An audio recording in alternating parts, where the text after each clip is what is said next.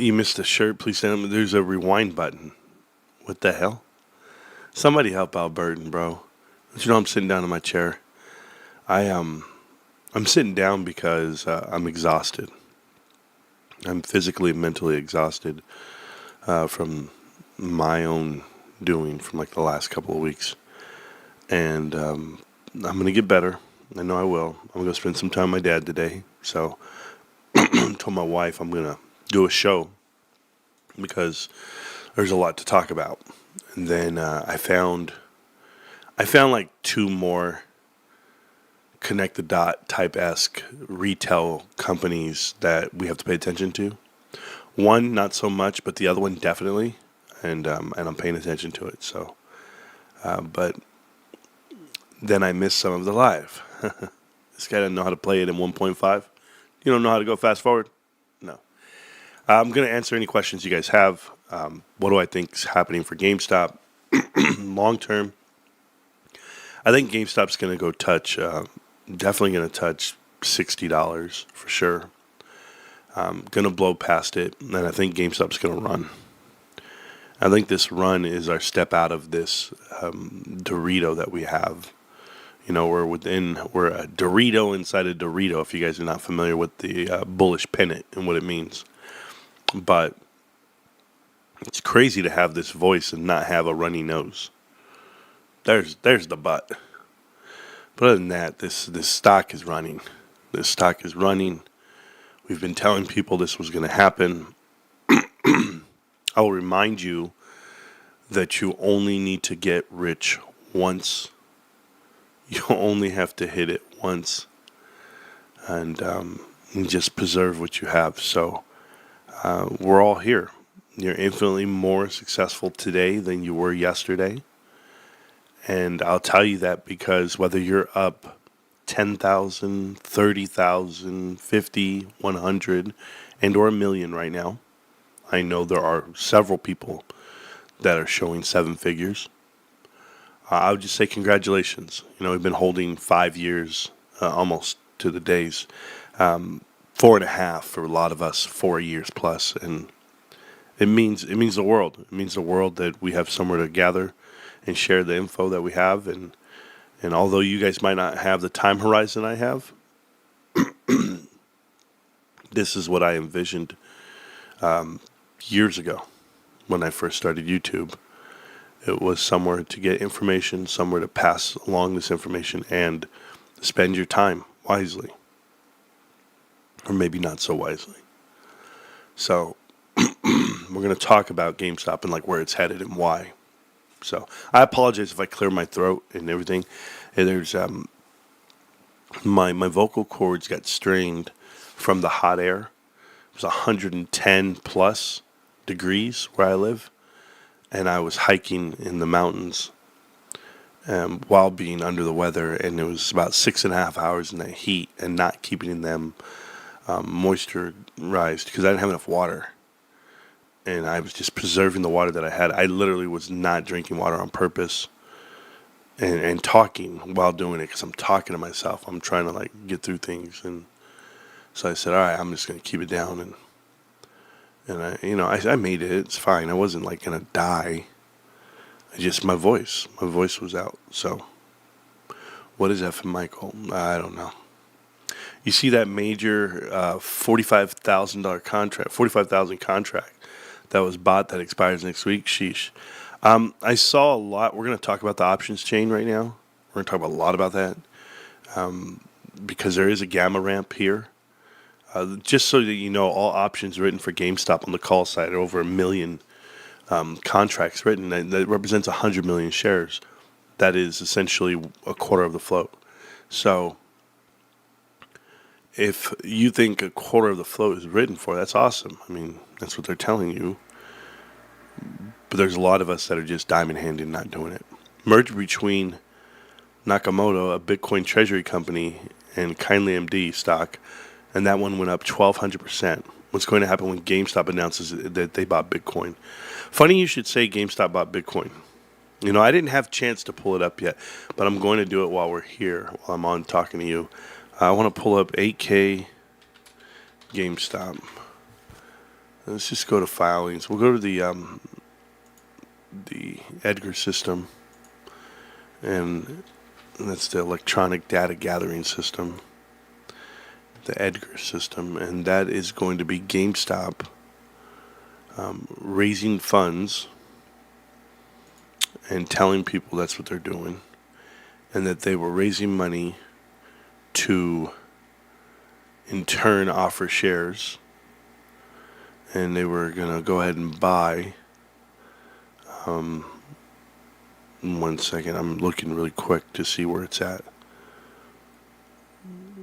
We know that part. Annual report, current report, schedule, proposed sale of securities. No. It's going to be right.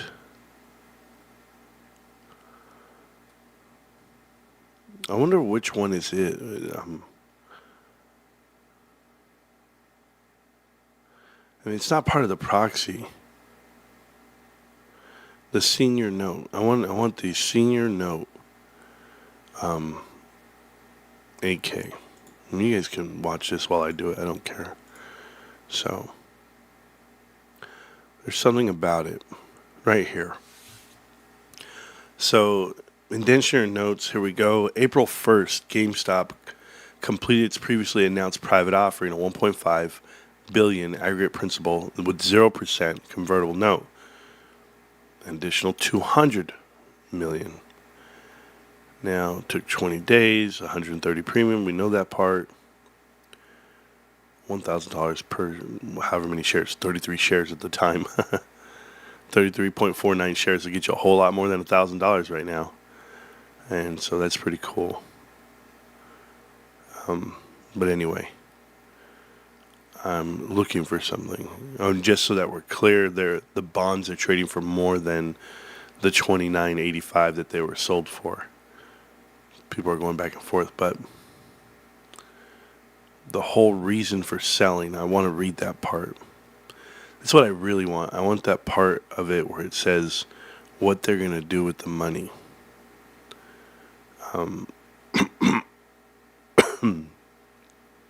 I had it somewhere. And the reason why I want it is so that I can explain like what they're going to do next. Is it here? Maybe it's here. I don't know. I mean, I'm going to find it eventually, but what the hell can I do? So that's their whole spit of the 8K right there for like their earnings. Okay, cool.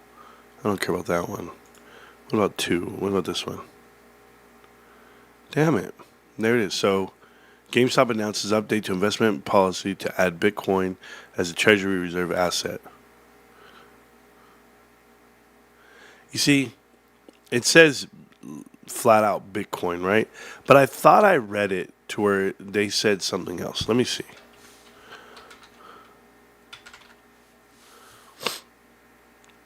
Permits investments in certain cryptocurrencies, including Bitcoin and U.S. right there. You see that? It says company results and operations quarterly. Company's ability to incur additional debt, risk associated with the company's marketable securities, non-marketable, and investment-bearing securities, including the impact of such investments on company financial results. The company investment policy permits investments into certain cryptocurrency assets, including Bitcoin and U.S. dollar-denominated stable coins. And if the company acquires Bitcoin or stable coins, the company will be exposed to certain risk related to Bitcoin or stable coins, respectively. So it says stable coins. Stable coins.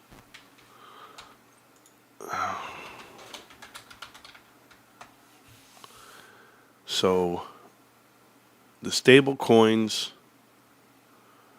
on Coinbase. Go back. I had stable coins and it has a list. Stable coins list. Let's see what it says here. So that's Tether, Binance, PayPal, Paxos. So, and I'm familiar with some of these, but the USDC, sure. Tether, that's the one a lot of people like, from what I know. I had a buddy of mine, he used to buy into this damn thing. So ideally, it's just going to be Bitcoin. But if people know, doesn't mean that they can't buy other things. It's just raised as Bitcoin, right? Like that's how they were raising the 1.5 billion. So I'm in the world of some other people, like a lot of our viewers are, where they watch other content creators that talk about Bitcoin and Cardano, XRP, ADA, which is the same thing I was just saying. Additional coins will be something like this. I'll show you. So we'll go here. We'll go to XRP, Bitcoin, Cardano, ADA, Doge, Litecoin, ETH, and Solana, right? So I have all those here. And the reason why I have them all here is because, Ryan can say he bought anything, right? Like GameStop bought something. We all know GameStop's raising cash to buy a cryptocurrency of some kind as a treasury backed asset. They say Bitcoin. But to give you an example, if you would have bought Solana from Trump's, date of liberation, the liberation date from $95 each coin all the way up to $187, that's a 100% increase. 100% increase on your money. So if you would have bought Solana, amazing. ETH, no different, 1,300 to 2,700, 100% increase. Litecoin, not so much as 100%, but still 50% increase, like a really good percentage of increase. Doge, I don't get involved, but 13 to 25 tells me 100%. Cardano, 51 cents all the way up to 75. That's 50% increase. XRP, 161, touching all the way to 260, 50% increase. And then Bitcoin going from 74 to 112. I mean, around 40% increase, whatever it may be. So these are all things that happened while GameStop was raised the cash, then bought in, right? If they did buy in. So this whole market of cryptocurrency has found a way to go up 50% at a minimum for a lot of investors, right? So if GameStop announces that, yes, I think it'd be crazy and go wild like it should. But yes, damn YouTube. Well, we're on TikTok. Oh, thank you, Kid Caribou, for the $10 super chat. That's cool for the crew. Today I was supposed to be out filming and doing a meet and greet, but we had to cancel because, one, I'm under the weather. Two, I don't care about YouTube that much. I'd rather be with my dad. So I'm going to go to my dad's right now. My wife's actually cooking the enchiladas. We're taking food over to my dad, and we're going to hang out for the day. And she's making lunch and dinner, 2 different meals for my dad. So if you guys see me live later, it's because I'm with Willie. We're going to figure out what he wants to do. My pop's like traditional dude. He's like, he goes, I go, hey, yo, Pops, what you want to do, man? I'm going to come over. And he said, oh, man, come get all these cans, bro, and turn them in for some money. I need this money. I said, Dad, first off, my dad doesn't need the damn money. He's fine. So what the hell? Cans and plastic bottles? Like, this guy's ridiculous, bro. He's ridiculous. I remember my dad used to go for walks and hikes and take a trash bag with him just looking for cans and plastic and walk around the whole damn valley just looking for cans. He's saving money. I don't know. Man, there's free money out there. All right, Dad. So I guess that's what I'm doing today. I don't know. Anyone else lose Marantz, or is it just a Hollywood Home Depot Wi-Fi? It's Home Depot Wi-Fi, Burton. Get your ass back to work. Home Depot's ready to fire people anyway. Tether's a scam, though. Okay, well, there we go, Aaron. You got it all figured out. If you know, you know. Yes. Home Depot, it is. Yes. Hey, Marantz, what price do you think, I believe you were going to say think, it will be when they remove the buy button again? Andrew Dewell. I don't think they're going to remove the buy button. I think these guys, if you knew what really happened when the buy button got removed, because we've actually broken it down, we've proved. I mean, I don't know how to say it. Like without, like everybody's, you're just so arrogant. It's like, dude, you go do this homework and then you'll feel how I feel. Private equity halted 9 different companies 8 of which they were triggering against GameStop. And something caught traction, right? AMC caught traction. Now here we go. Now we have the hedge to GameStop. And they were hoping they could pull out enough people from GameStop and pull out enough liquidity and margin against it. And they lost. They won tons of millions of dollars, but they lost because here we are today, right? Was it the end of the financial markets? Was it the collapse of finance? No. $50 million market caps, $30 million market cap, $1 billion market caps. They're not the problem. It's all optics. It's like, oh, you lost some money. Okay, well, boo-hoo. Somebody just lost $1 trillion on Apple, $1.5 trillion on Nvidia, another $1 trillion on Microsoft, another $1 trillion on Meta. Like trillions of dollars have moved the market over the last 6 months. There's no movies being made. There's no one in the street crying, putting their hands up. No, you have executives selling shares at the highest rate they've ever sold. People are raking in billions of dollars, and nobody cares. They're positioned right now to go long with GameStop. It's just like Tesla. This is Tesla, but magnified. Tesla went 11 years of being shorted, being destroyed. The minute Tesla made it back and was able to produce vehicles and deliver them, what do you know? Everybody went long. Everybody allowed this market to happen, and Elon Musk became the richest man on the planet. They all went long. They all joined in.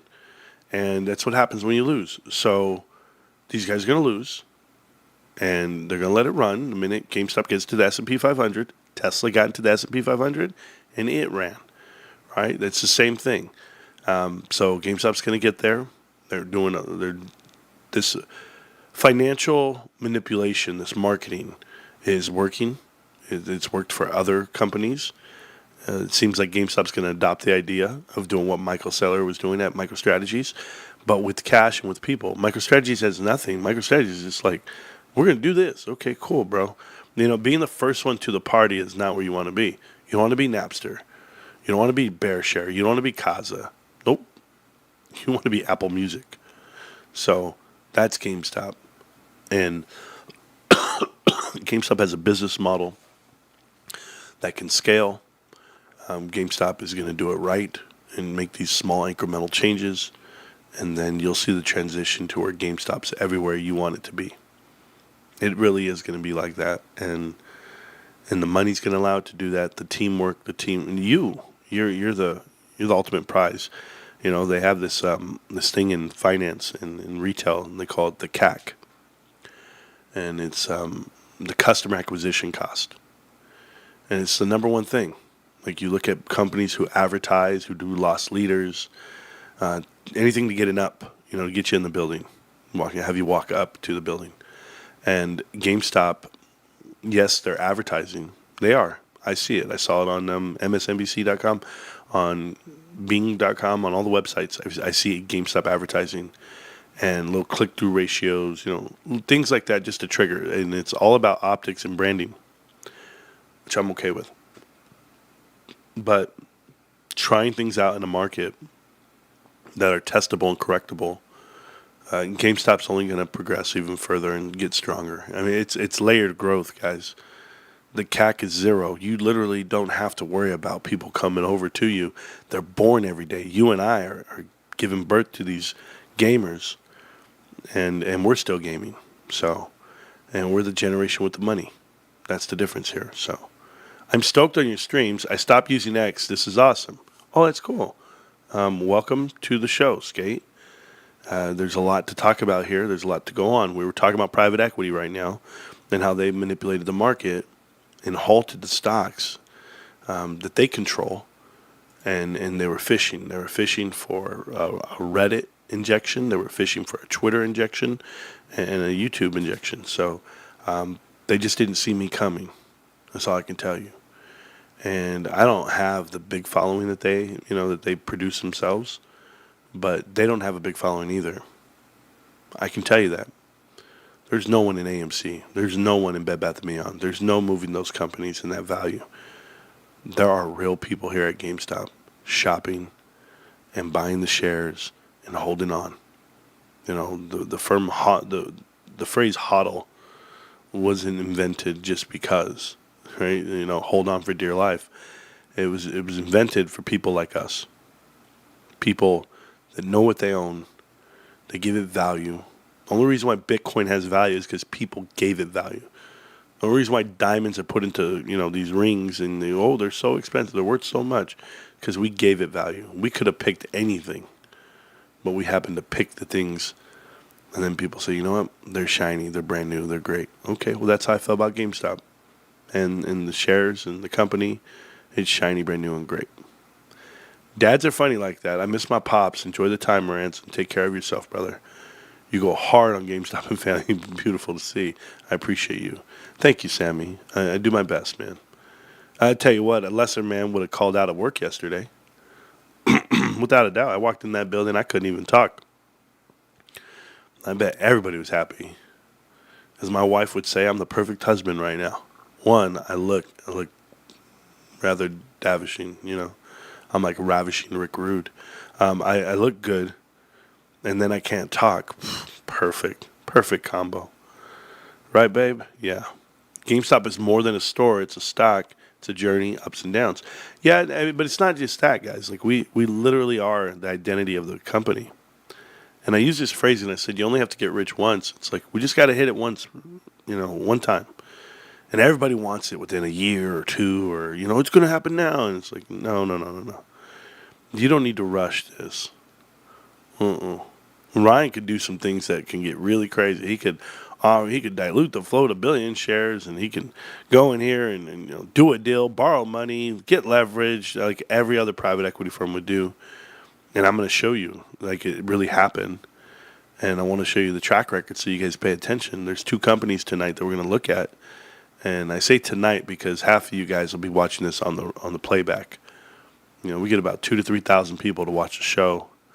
And those are investors that are busy, they're doing time, they're doing whatever. And if your wives and your husbands have watched you watch me for 4 years, they're literally sick of my voice. Some of you guys are not sick of my voice. I know it, but they are. So they're like, you're watching him again? Like, yeah, babe, he's on every day. Oh, okay. Just got to deal with it, honey. This is my other man. Happy birthday to Amber. I know it's her birthday. And, we're a little early, a little late, but we're always on time.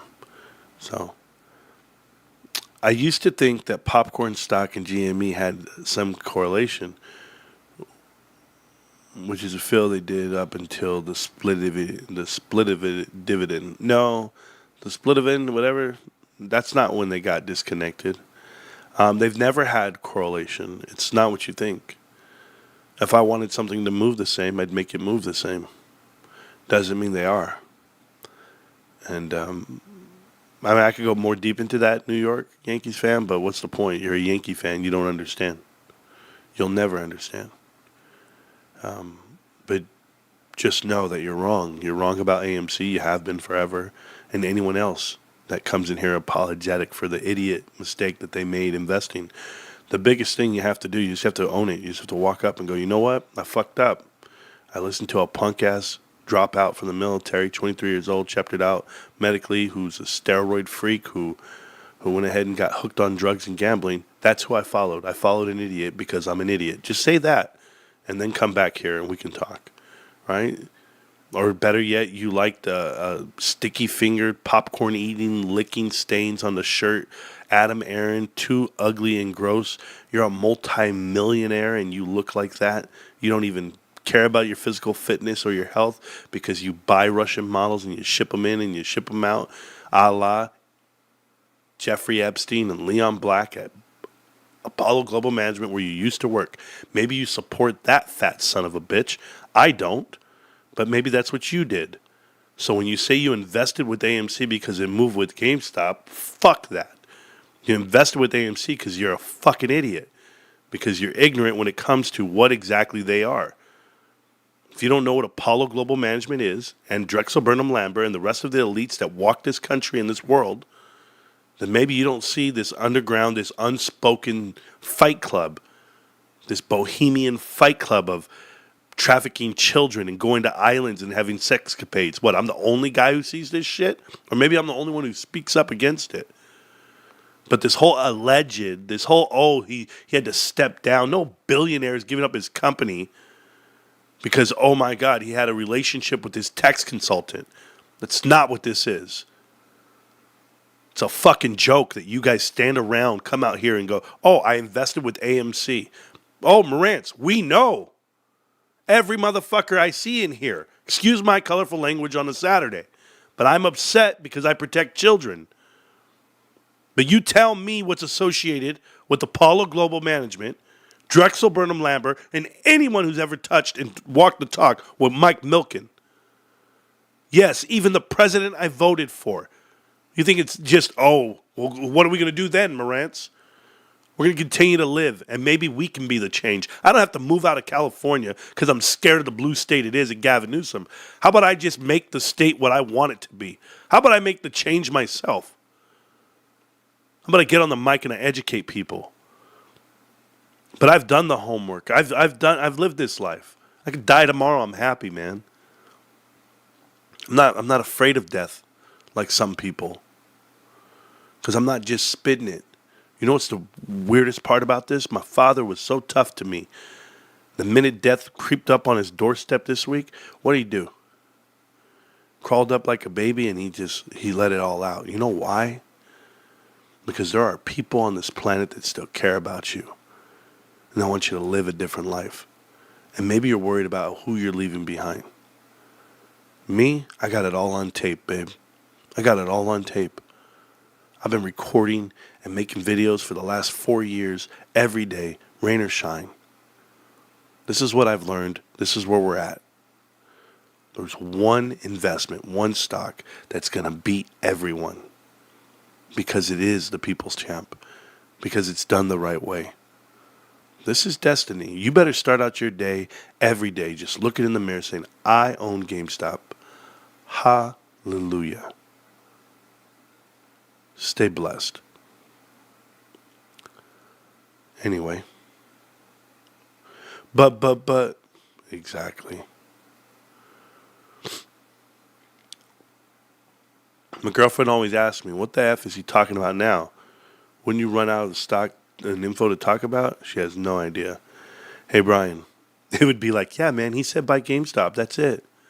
That's the chat. That's the channel. That's all you learned. You might learn something about life hanging out with me, bro. I'm just saying. Ryan Cohen is clearly making himself separate from other CEOs and how he handles the company. Adam Aaron only is in for himself. Oh, has been, man. Has been. But he's not only in it for himself. He's in it for the kiddos, bro. He's in it for the Russian models. He's in it for the perks. This is a guy stumbling around drunk at the Super Bowl because Kansas City was in it. Isn't it funny? Private equity cities always winning shit. No? You don't know about sports? Who's won the most Super Bowls? Robert Kraft? Board of Directors of Apollo? Google it. I'll just leave it there. It's great to see you guys too.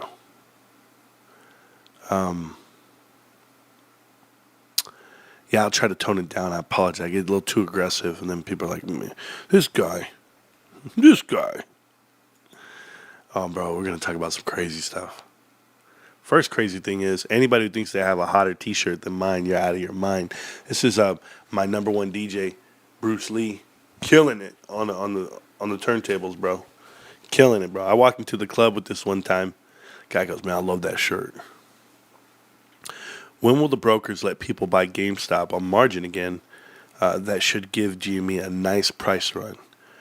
Froggy Styles. Some brokers allow you to buy GME on margin. From what I know, Apex does not. I think Charles Schwab does. But Apex clearinghouses don't. And for good reason. There's a manipulation there for some people about buying on margin, buying GameStop and running. I guess people were opening up new accounts and getting a free, some of these quick and easy apps give you free margin. and or an increase on margin just when you sign up. So you just gotta know what it is. You didn't have to rewind, Burton. I got you. Got so much stuff to talk about today. Um, I'm thirsty. My throat's hurting. Every song I play on the show moving forward is going to be a Trove song. And you guys are not ready for Trove songs because I got to go get a drink and I got to eat some more of this. But I want to go see my wife real quick. She's good. You know, the thing that turns me on the most, just so you know, is when my wife's cooking in the kitchen. Holy shit. She don't even let me in, bro. I got to knock. I'll be like, yo, Mom, I'm coming over. Because she likes to surprise me with whatever she's cooking. All right, I'm going to get at you guys in a minute. We're going to talk about the charts. We're going to talk about a lot. 2 more investments that I just found that are trying to, destroy themselves. Believe it. I have the proof. And but let's go look at the charts. And I'm going to go get a drink. I'll be right back. GameStop. And Tito. My man Tito, man. The guy's out there barking. Let's go get him. Bitcoin. Watch Bitcoin. It's moving today. Yeah, go check it out. Be right back. Peace.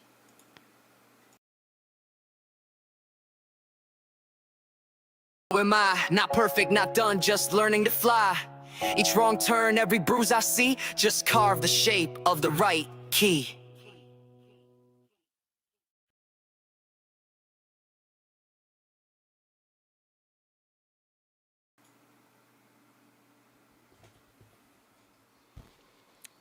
All right, guys. Sorry about that. I had to get a Coke Zero in my body and some Mexican candy. That was it. So, the question, and that was a song by Trove, by the way. Thank you, Trove, for the great hits and music that you make. So, New York fan asked a question. The question he asked is, what is your opinion on DFV unfollowing Ryan Cohen? Do you think that's him making some distance for legal issues in GameStop and GME Rockets? I don't know. I don't know what anybody does on Twitter or TikTok or YouTube and what their preferences are, what they're going through for the day. I do know, like, for me personally, I don't follow Ryan Cohen. Does that mean I don't love him? I don't like him? I don't respect him? I don't want to be around it? I mean, what does that mean? I don't follow Larry Chang. When you actually see my show and you watch my stream, I'll give you an example. And don't mind this. This was just telling us if you look at the losses now since 2022 all the way over. Unrealized losses are the largest they've ever been. 482 billion. The banks, the U.S. banks, are currently facing 482 billion in unrealized losses, an increase of 33% from the previous quarter. But it wouldn't even matter. You can't even sustain this forever. This is why Trump is trying to get the rates lowered so they can go ahead and reposition the money borrowed on the 10-year. But it's cool. Let's go to my profile.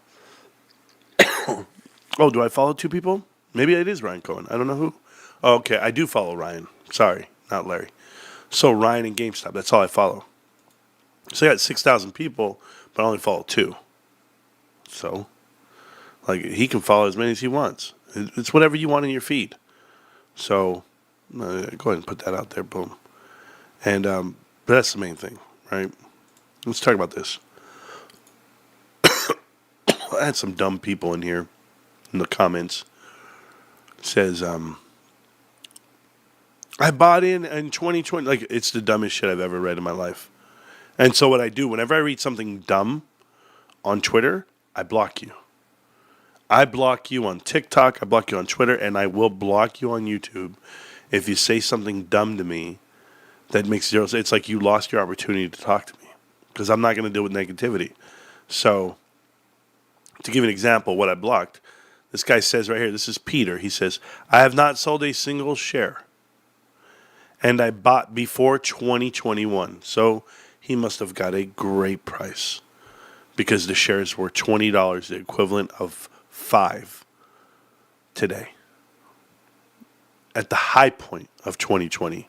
So he says, I bought before 2021 and all the way through today. So believe me, some of my shares are still in red. I don't even understand what the hell that means.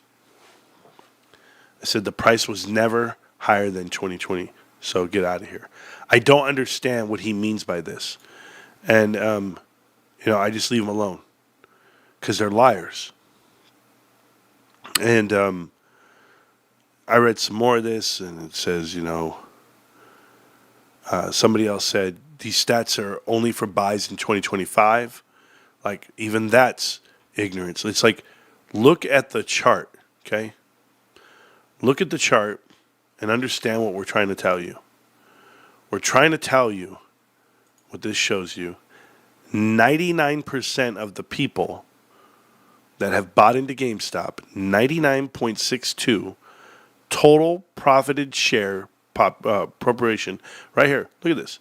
$20 was the low, all the way to $34.34 at some point. I don't remember that last year, whatever. I don't care. All the shares were bought. Look at where they were. The average is $25.86, but you're way down here. Everybody is. If you're above it, okay, then you are. Who cares? But the bulk of people holding are in the green. That was the point. 99.62. So that was the point of that post. But, I got idiots out here. I don't know what to do with them sometimes. It's just diamond hands. It's just diamond hands.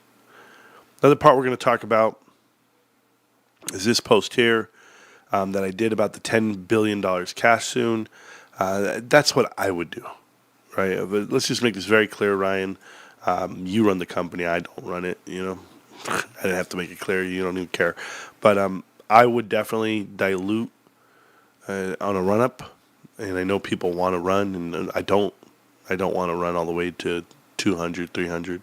I want to dilute where it's practical. I want to dilute right now at 35, 40, and get us into the S&P 500. You literally could offer 100 million shares at $40, and you're in.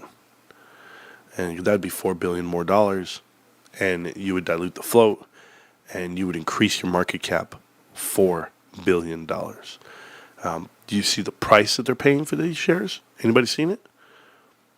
So if I'm a bondholder, I'm the senior note holder for GameStop, and I just bought these notes for $1,000 a piece. They represent 33 shares, 33 and some change. Sorry to tell you this, but you're up. You're up right now. You're up $4 a share, 4 times the 3. You're up $120 for every 1,000 you spent. You're up 12% on that money. You're up 13% on that money. That's a huge money swing. But imagine if you could pour more money into GameStop and it would increase your value. So you can increase the amount of shares you own while holding those same said security notes, the senior notes, for $29.85, right, per share. If you're not tracking, don't worry. Yeah, I know a lot of people are like, what the hell is he talking about? I'm just doing math. GameStop offered shares of their company up to around 53 million, if I'm not mistaken. It's something like that.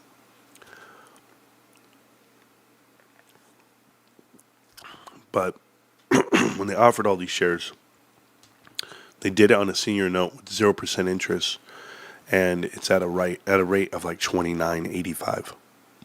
Phenomenal. People bought them. People bought all the notes and gave GameStop the cash that they needed. Now look at the stock price. Stock price is $33. I had to hear Houston Wade. Houston Wade made me laugh. I didn't watch his whole show yesterday. He's an hour and a half. There's no way. I worked till midnight last night. And I got home and I drank some NyQuil and went to bed. So I didn't have time to hear his whole shit. I heard the first 5 minutes, though. Made me laugh my ass off. Oh, made me laugh my ass off. Watch this. This is true degenerate.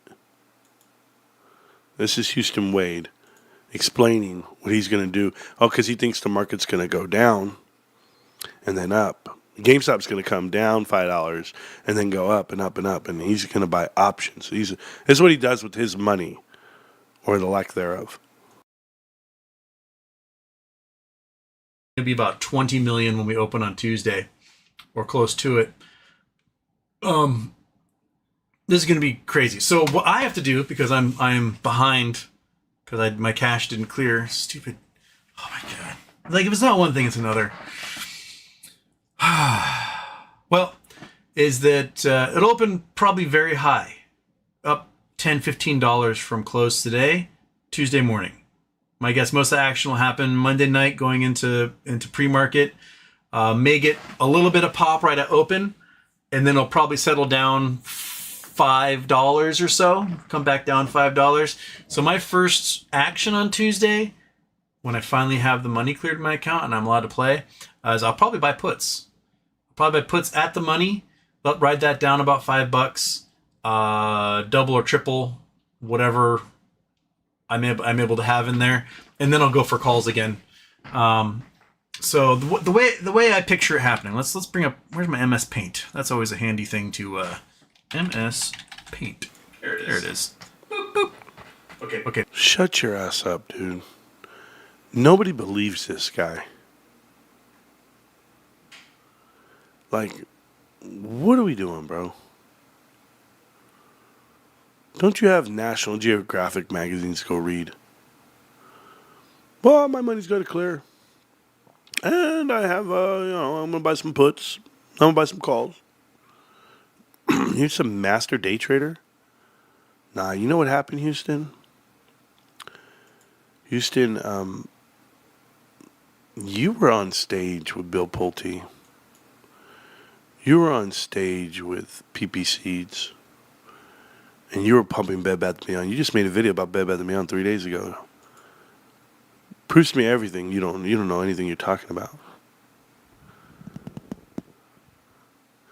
Simulate and Trade, a OG YouTuber who is about GameStop and only GME, not a sellout. He's an ape for life. New York fan, you're about to get blocked for life. Because that guy right there takes all my information and he puts it in an AI app. Okay? He's absolute garbage. And everybody knows it. If you don't know, wait till I do a video and then he'll do one. And anybody who calls himself an ape doesn't get to hang out with me. Because there's no apes here. I don't know what the fuck you're talking about, dude. You're going to get me real riled up, bro. You're going to get me real riled up. And I don't want to. I'm trying to be nice and calm. Here's what I'm going to do. I'm going to give you 5 minutes to think about it, okay? Just shut your ass up, bro. Damn. Swing options. God, that's gross. Could you imagine if he actually bought shares into something that he believed in? Something that's true? But instead he pumped out Mullen Automotive, Bed Bath & Beyond, and AMC. He's complete opposition for everyone. That guy has pumped in more distraction to this stock, this group, than anyone. Houston Wade. Yes, him. No. If you believed in the shit you say, then you wouldn't be talking right now today. Now I'm going to buy something. What for? Was the judge going to come take all your money because you owe it to people? He was pumping MMTLP big time. Yeah, we know. I heard the term apes. Yeah, that's why. Thank you, Bert. Apes can be found on Reddit, I hear. Hell no. He doesn't. He owes his neighbor a shot ton of money. Oh, he owes a lot of people money from what I heard, but I leave it alone. I had some guy messaging me back in the day with like novels about his whole life. And I found out so much. And some guy actually took the time to do like an hour video and like exposing Houston for like everything. It was crazy. I was like, oh my God. I didn't really care that much, but I was on a hike and it was playing and I don't have time to pull my phone out of my bag. So it was already going. And I was like, oh, fuck, dude, I have to hear this shit. And he was going in on Houston. Explained everything. I really don't care, but I do care that he promotes this idea that I'm going to buy puts, I'm going to buy calls, and I'm going to do this. It's like, bro, if you would have bought shares, you would have been okay. You just keep doing. I saw that it was epic. There you go. What's your opinion Wow, Citadel Securities. Oh my God, what's my opinion about you coming to the chat? Oh my, it's Citadel, guys. They own 2 million shares of GameStop. It's Citadel. They're the reason why short sellers are. Oh,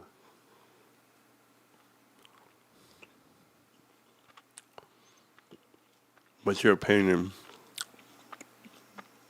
on Keith Gill?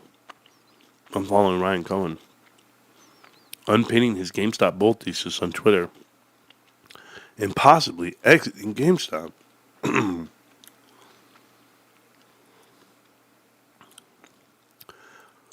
Can I say this to you?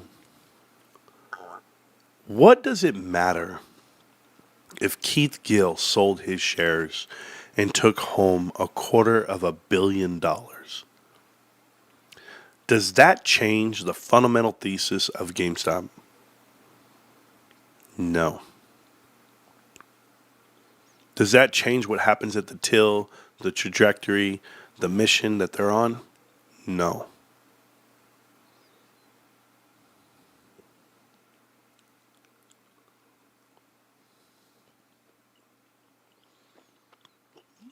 What if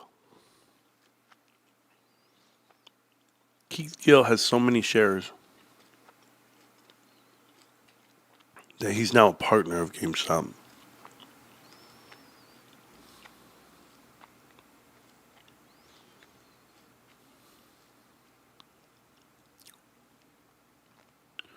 Marantz is too raw for Reddit. If Marantz was here talking about eating crayons or shoving bananas,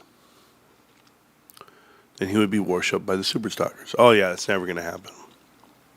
Never going to happen.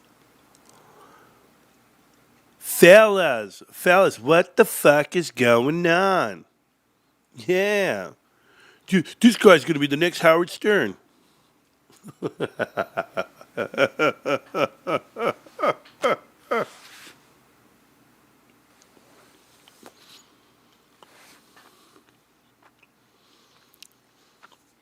This is not the Roy and Kitty show. People here are not in GameStop because of Roy and Kitty. Correct. I never invested $1 because Keith Gill. Not $1.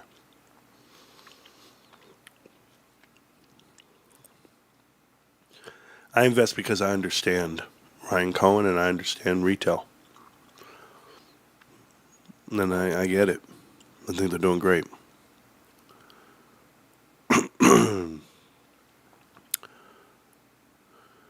I don't know. I heard y'all are hiring. Who's hiring bullet bills? I don't understand. People use apes to unite the people via meme to lay the groundwork for what GameStop has become. It's a little cringe, but a little respect is fine. Absolutely not. Richard, they used apes to manipulate more people. Did you forget about adopting apes?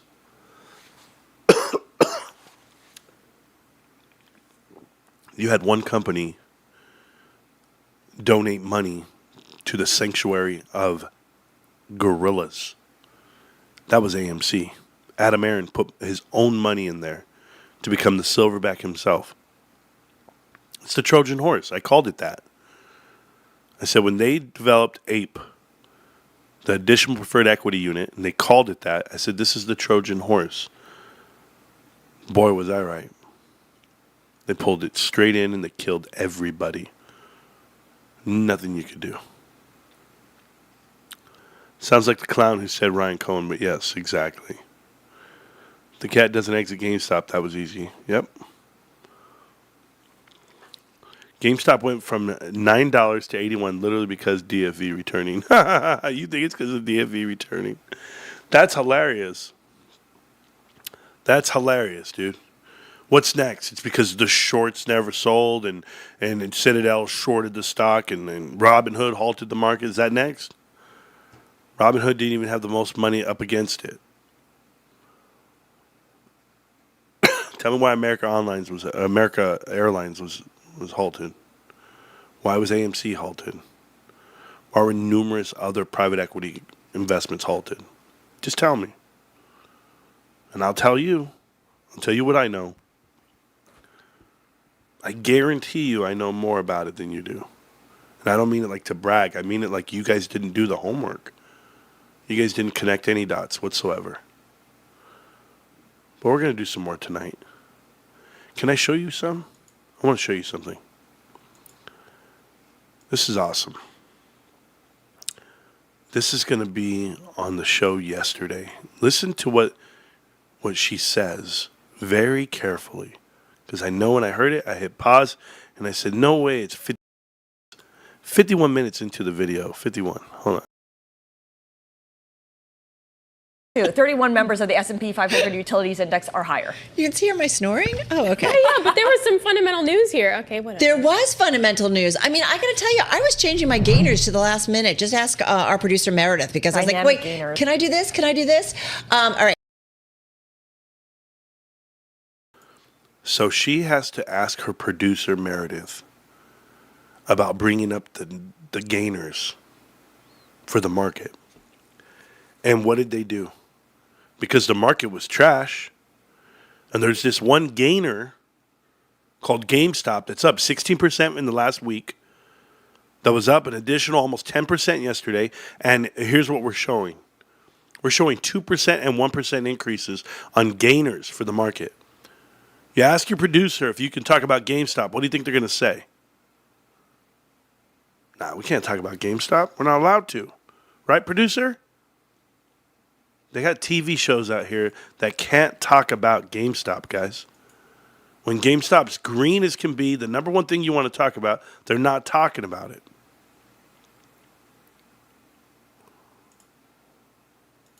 Yeah, talk about your gainers. Ask your producer. He said that GameStop went from, oh my goodness, 20 free memberships. Thank you, Endgame.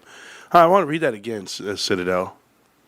Citadel said GameStop went from $9 to $81, literally because DFV returning.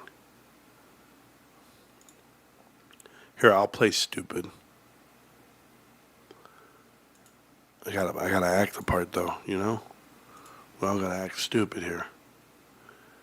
So somebody returned to the stock after.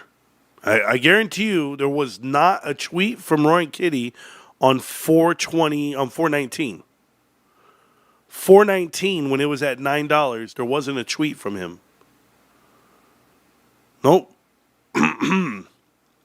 But it already started running. Weekly. It already started running. How about the day? To the day. To the day.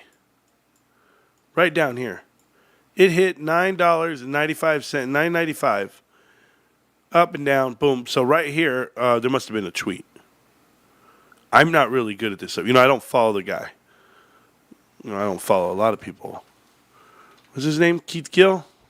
Roy and Kitty? Roy and Kitty. He didn't delete any tweets, did he? Did I miss him?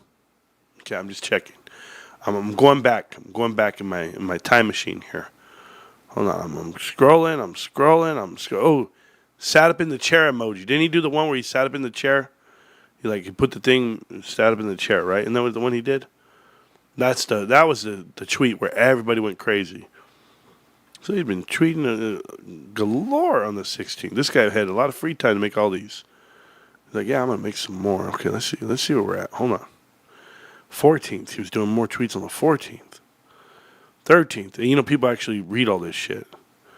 Okay, so there we go. So, just so we're clear, because you think it was all Roy and Kitty and him coming back. June 18th, he left, came back the 12th. Let's go to the stock. The 12th. Hold on. It already ran. He came back. It's up here. When it's up here, you think I'm just asking for all the people in the crowd, okay? You think that he is the one, when he puts his chair in the forward position, is the day that we gap up. But it's all because of him, because this didn't happen. The $9 go all the way over to that Friday, okay? The Friday that had 36 million shares traded, GameStop came in and held and was all the way to the high of $20.20, up 100% from $9 to here. Without Roy and Kitty? We went up 100% without him. Then he puts in a picture, and you think that's the go. You think that was the go. You think it was him. You think it was, here comes FOMO. Like, I hate this shit, man. It is absolutely elementary to think that because we're already up 100%, that Roy and Kitty is the reason why it goes up. Roy and Kitty and retail don't have the dollars to manufacture the movements of this stock. When people learn this shit, then they'll understand. I want you to listen. Listen clearly, because it's like you don't. Anybody out there, if you want to be the dumbass that wants to make movies and come out here and say, this is the reason why. The reason why GameStop is so up is because of Reddit people and Wall Street bets. That's the reason why GameStop went all the way to 483, had volume of almost 200 million shares, and was out there trading for $30 billion because of you Reddit people, you retail traders. Complete bullshit. That is not what happened. That is what they want you to believe.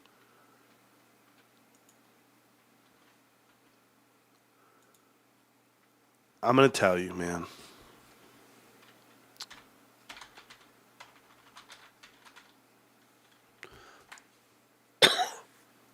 Please listen clearly.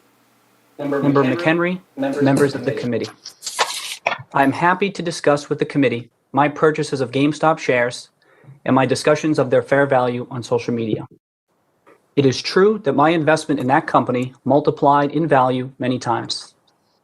For that, I feel enormously fortunate. I also believe the current price of the shares demonstrates that I've been right about the company. A few things I am not. I am not a cat. I am not an institutional investor, nor am I a hedge fund. I do not have clients, and I do not provide personalized investment advice for fees or commissions. I'm just an individual whose investment in GameStop and posts on social media were based upon my own research and analysis. I grew up in Brockton, Massachusetts. My family was not wealthy. My father was a truck driver, and my mom a registered nurse. I was one of 3 kids and the first in my family to earn a 4-year college degree when I graduated from Stonehill College in 2009. That was not a good time to be looking for a job. From 2010 to 2017, I worked at a few startup companies, but there were significant periods when I was unemployed. I took an interest in the stock market, and even though I had very little money, I used those times to educate myself and learn more about investing. In 2019, after nearly 2 years unemployed, I accepted a marketing and financial education job at MassMutual. My wife Caroline and I were thrilled that I had an income and benefits. My job was to help develop financial education classes that advisors could present to prospective clients. I was not a stockbroker or a financial advisor. I did not talk to clients, and I did not recommend stocks for them to buy. Before and after I joined MassMutual, I studied and followed stocks. One of those was GameStop. In early June of 2019, the price of GameStop stock declined below what I thought was its fair value. I invested in GameStop in 2019 and 2020 because, as I studied the company, I became more and more confident in my analysis.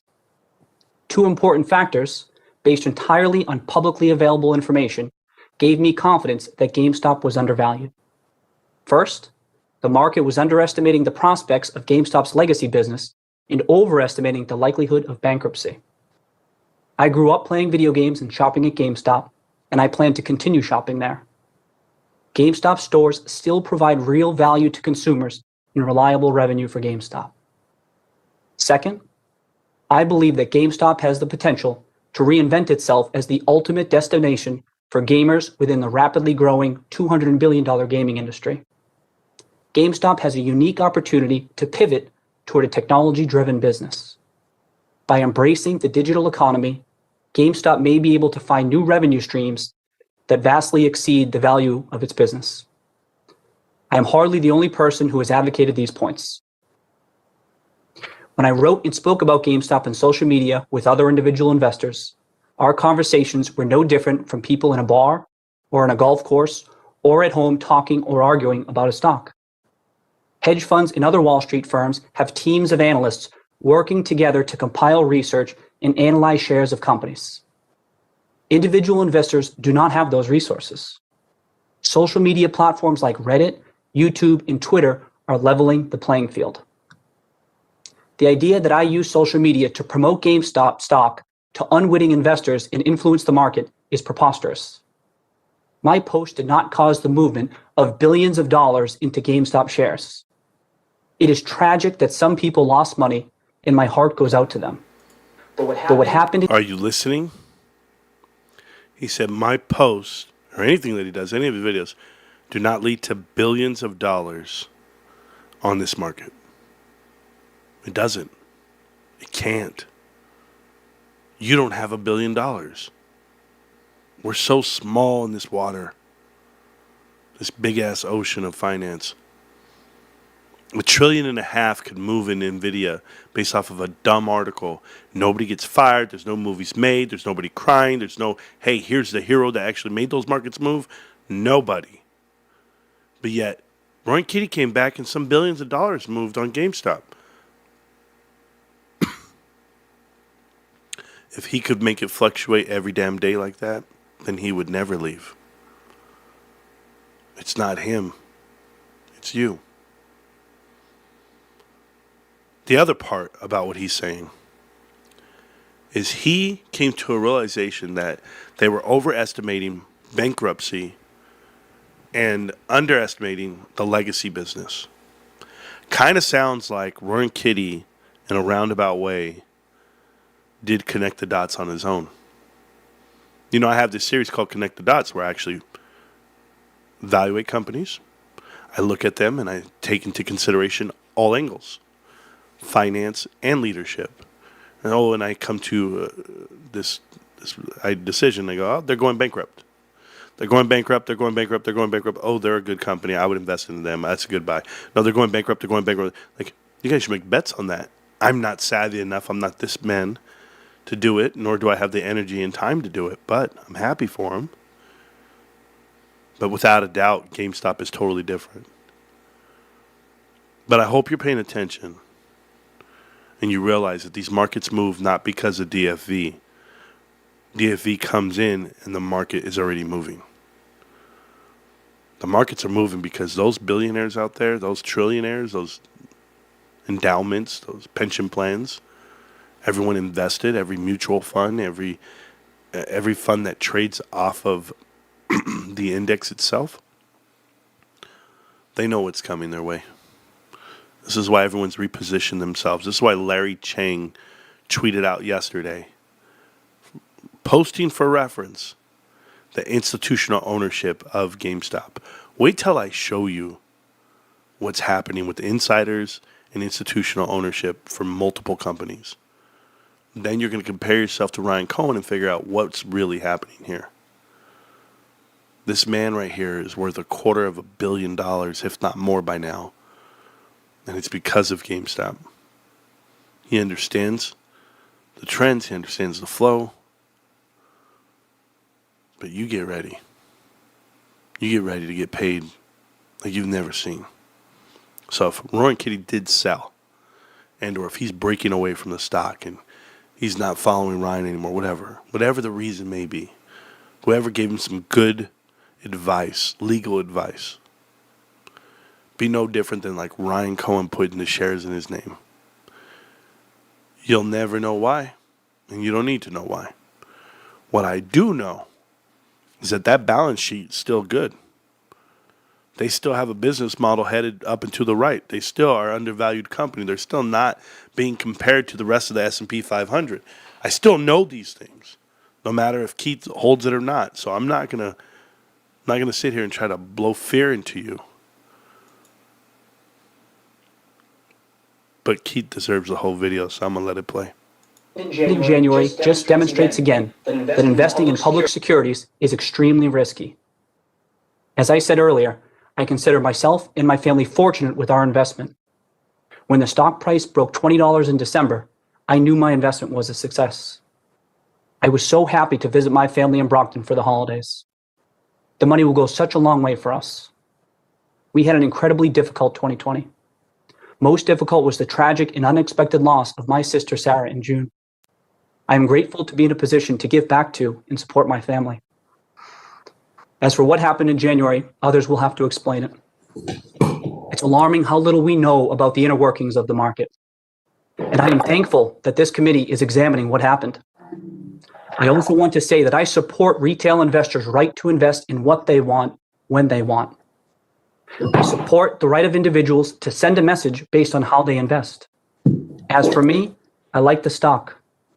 I'm as bullish as I've ever been on a potential turnaround for GameStop, and I remain invested in the company. Thank you. Cheers, everyone.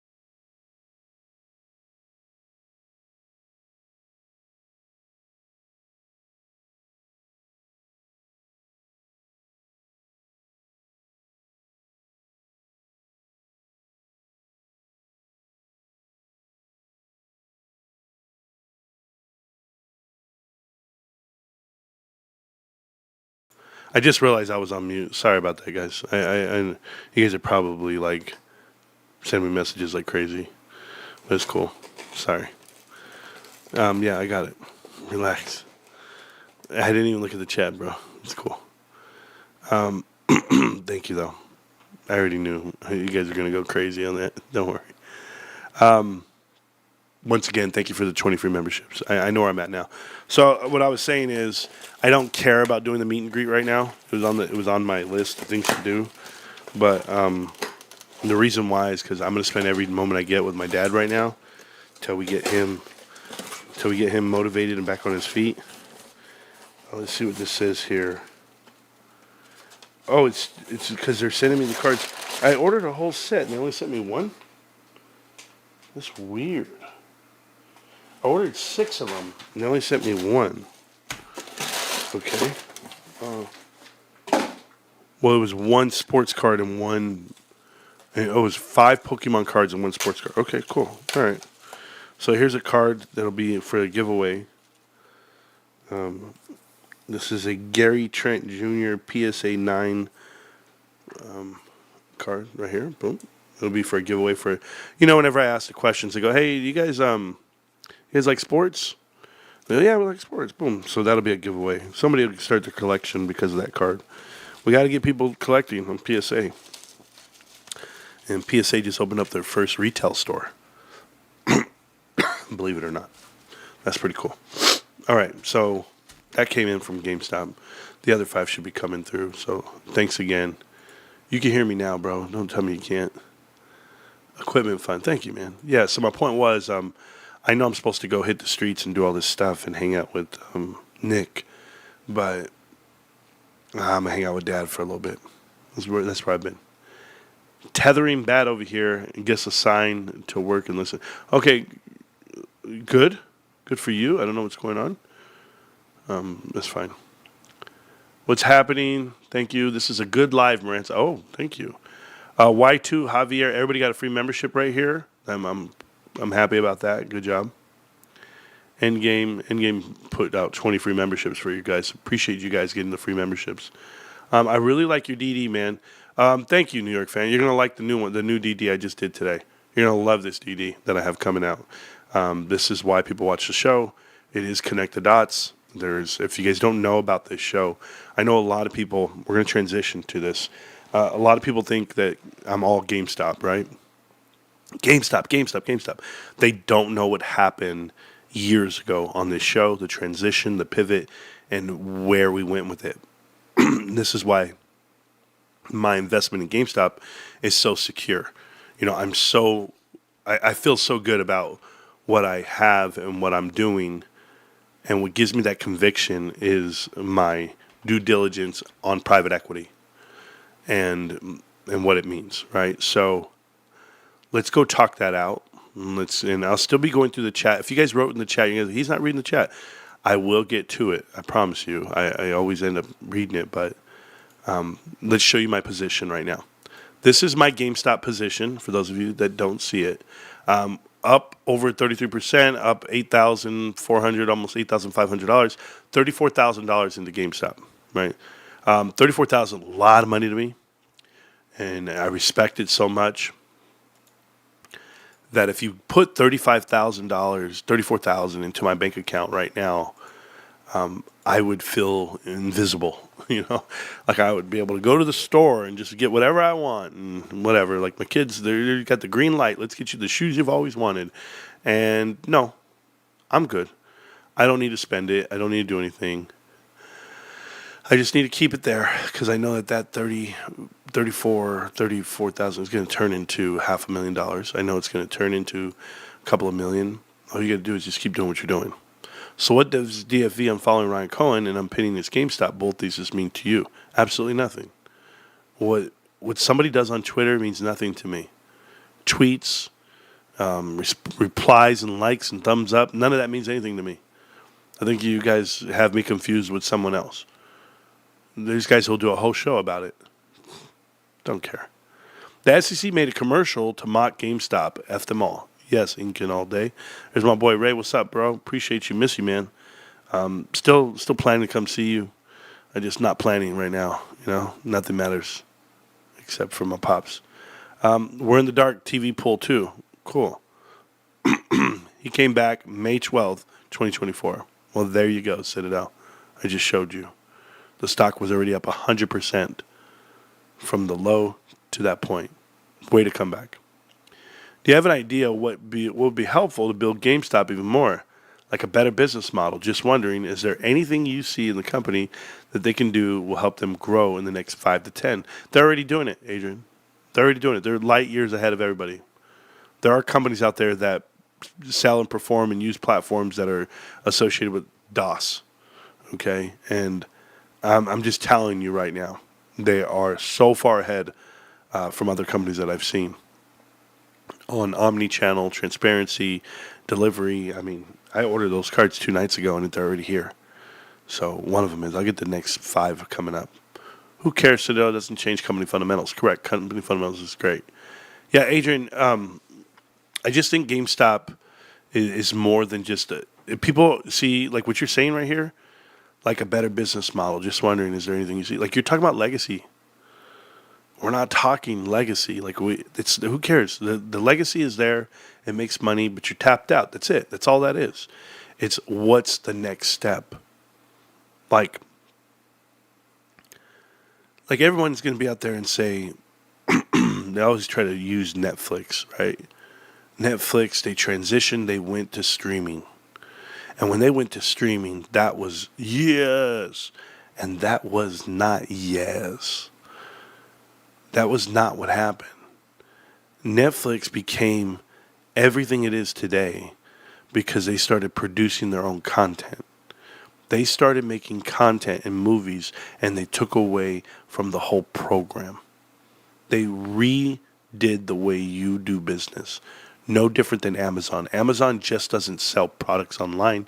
They allow others to sell product online. Like they did something so far outside of the box. So when you're looking at GameStop and you're trying to figure it out, there are things that have to happen. The transition of technology has to happen. You have to have this Web 3.0 transition, this NFT transition. But GameStop's already hired for that. They figured it out. They saw what it was. They threw out the softball. But, you know, stacking cash and giving yourself value, people keep complaining about this shit, Adrian. Well, what is the business? You know, I had a guy tell me yesterday, I swear to God, this guy, it's like he listens with one fucking ear open. And I said it lovingly. He just says, well, what are they doing? Why do they need more money? Traditionally, whenever I see a company raise money and cash, what are you talking about? You want them to dilute, Marantz? When they raise cash, it means because they're struggling. Well, they're not struggling. They don't owe anybody money. It's not a debt play. Do you know how special it is to raise money? Here, let's just be oblivious. Let's just be any other company out there where the angle and the purpose of that company is to buy back shares. I'm going to pump my own stock and buy it back, giving shareholders, value. Shareholders are going to do what? Sell? Institutional shareholders? The public owns this company. That doesn't exist elsewhere. The public owns this company. So when the public owns this company, they're not going to sell shares. Well, then Ryan's not doing things to engineer, this debt and leverage himself. Not at all. They could have done it 20 times over, man. Guys, he could leverage everything. He could just sell it, extend it, boom, extend and pretend. Make his money and leave. He could do that. So many people are doing that right now. That's not what this company is. When somebody says, what's the P ratio? What? They're transitioning, they're pivoting. Why are you judging them based off of profit or price to earnings ratio when they still have a life to live? Mind you, the whole market, you can tell me Carvana and you can tell me Palantir, and I'll show you companies at 500 plus PE ratios. Don't talk to me about PE ratio. If you can give value to those companies in the billions and billions of dollars, what the hell is GameStop? So, there's that. But yeah, Adrian, it's not about building a different company. It's about letting that money, money's money. At the end of the day, when I chalk this up and everyone tries to chalk up sectors and there's all these sectors in the market, and which one is this? Is this in the tech sector? Is this consumer discretionary sector? A specialty sector? Like, what is this? And you go, it's the money sector. There's money on that bottom line. And that's all I want. I just want them to keep building up the cash pile. Who cares, Citadel? It doesn't change company fundamentals. I ever invested in GameStop because of DFV, not $1. I didn't watch DFV until years later. There you go. Houston Wade is a GME meltdowner. True. Remember his freak out when offerings were going on. Yes, all the time, bro. All the time because he's playing options. He deleted the tweets. Yeah, that's why. Dude, that guy's weak, bro. May 9th, Roy and Kitty liked Run Lola Run. There you go. Liking a tweet. I can't with you guys, man. I can't. Not showing the chart. There we go. I also invested in GameStop because of Keith Gill. Watched some of his financial videos. He's very good at finding value, looking deep value videos. They were very good. Yeah, Richard, I'm with you on looking up balance sheets. But you know what I learned about balance sheets? They can be manipulated. Because I've been there. I've been in the meetings. I've been in the rooms. Like, oh man, don't put that on this one. No. We'll swing that over to next month. We'll swing that over next quarter. We all do it. We all know exactly what we're trying to do. You're trying to beat last year's number, and you're trying to do it a certain way. Well, guess what I found? I found GameStop was manipulating charts, money, in the actual 8K and 10Ks. And people said I was wrong, that the 10Q wasn't right. And I said, no, I'm telling you, they're hiding profits. What are you talking about? You're full of crap. You don't know what you're talking about. I'm like, I'm telling you guys, they're annualizing on this number. They're turning it over. It's not right. It's not right. The math's not mathing. And I was absolutely correct. 100% correct. Why were they buying extra inventory? Why were they shoving things under SG&A? SEC even wrote them a letter to find out. I was right. I'm telling you now. You could be Keith Gill. You can be a lot of these guys where they just look at sheets and they look at charts. And I'm not saying he's wrong. I'm just saying to give it full context, you have to do more. You have to do more due diligence. Because if you don't, then you're going to be like Ryan when he walked into Bed Bath & Beyond and didn't understand what he was up against. I could have given him the flag well before. I can give it to you right now. I got 2 companies on deck right now to show you that they are prime to get carved out. They're getting carved out even now. Wait till it happens. Dumb money never surprises. Ryan Cohen is smart because he knew the influence the DFV had on people and price action, so he capitalized by issuing more shares and securing more dollars for GameStop. This is the dumbest shit, dude. Like, you've been trying to push this point the whole time, and I've been showing you everything is against you to understand this. This is so stupid. You really think retail bought all these shares? When he offered shares at $28, they sold them in 4 days. 4 days through Jeffries. They paid a premium. Institutions bought in. That's why institutional ownership has increased on the stock. Bro, I can't even deal with you today. Do you think DFV has an influence for people buying? I can't, dude. I can't do this, man. Not with these people. The Ryan Cohen, oh, there it is. The Roy and Kitty hype is all bullshit. Thank you. It's crazy, dude. Crazy. Yeah, short sellers bankrupt companies. That too? Is that next? These short sellers, naked shorting them to the ground, they go bankrupt.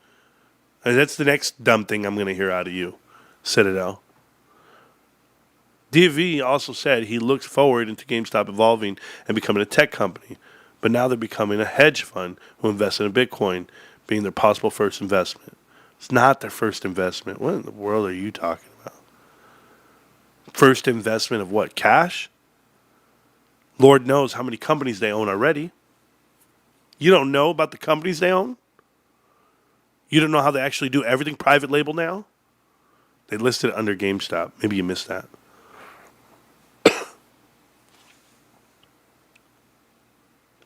You guys have, Citadel, do you have any idea what private label means and how you go about it? Like, I know a lot about private label. Do you? Like, a company comes in. So here's how it works. I'll ballpark it for you. Okay, what do you want to do? You want to do liquor? I come from the world of liquor. We can do liquor. We can do golf balls. We can do chips. We can do anything you want to do. In this case, GameStop does keyboards, mouses, microphones, lighting, any accessory. They do it in their own name. But you think they actually produce the product? Or do you think it's just a branding? They just slap their brand onto it. And who signs that deal? Oh. You see, there's this thing called benchmark. Okay? Now, whenever you're breaking and you're coming through and you're like, I got this new idea. I want to go ahead and make the equivalent of the same product, but I'm going to put a private label on it. So before you go in there, you put private label on things. You can, one, buy the companies, and now you own the farm. Now you own the product that's being shipped. Perfect. Anybody know who owns all the little figurines that GameStop sells? They actually own the company. They own the plushie company, the actual company that produces all of their stuffed animals. GameStop owns the company. These are their investments. You don't see them because this is how you build a holding company. This is how you build a moat around your company. But when it comes to private equity, they don't allow it because they own the bulk of other companies. So you got to get really lucky. You got to know how to do it in silence.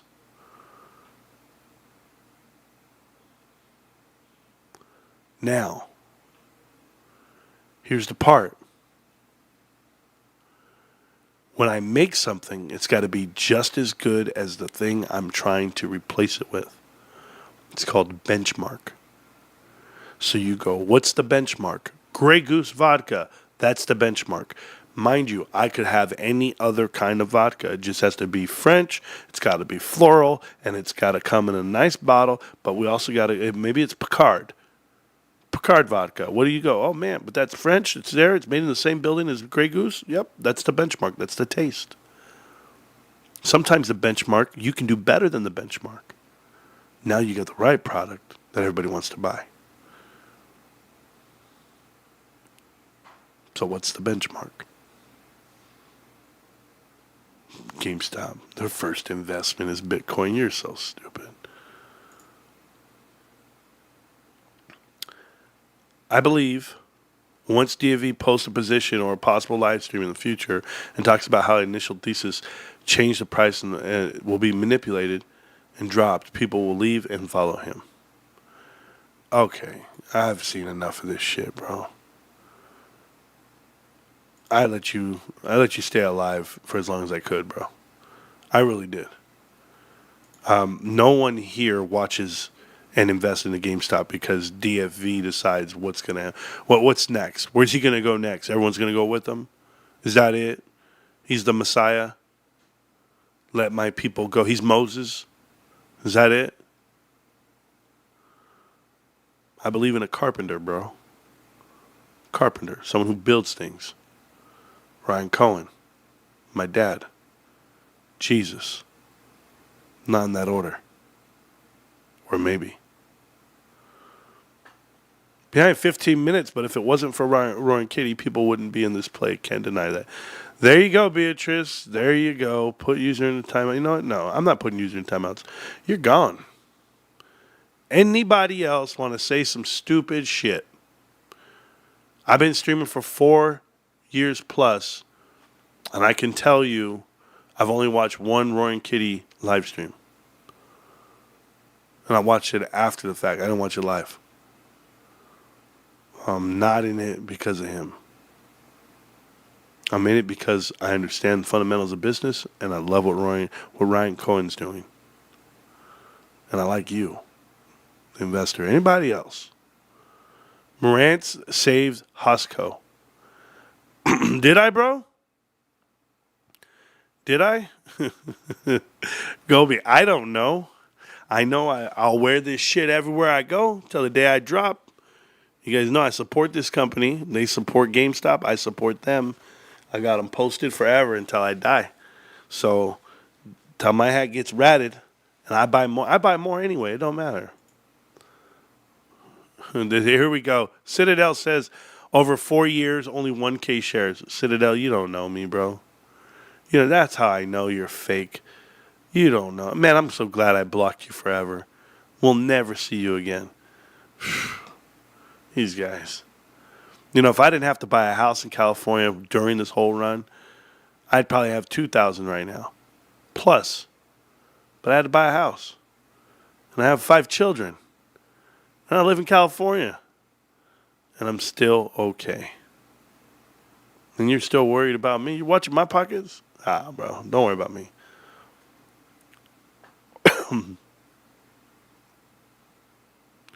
There you go. Next.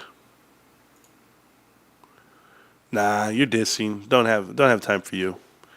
You don't follow Ryan Cohen. People haven't left. Your thesis is unfounded, and you need people. You need to accept that people are invested in GameStop not for DFV but for the company. Thank you. Totally agree. I don't shop at GameStop because Roy and Kitty. I'm sorry, just don't. I don't go in there. Man, I'm going to buy this because of this cat. Didn't mean to rile you up earlier. My apologies. Nah, don't worry. It works out. Definitely on troll today. Can't be dumb. Yeah. Did I miss something about your father? Is he sick? Kid Caribou? No. What you missed is you're a fake fan, bro. Fake fan. How the hell did you miss something about my father? Did you miss the last 2 weeks of shows? Apparently.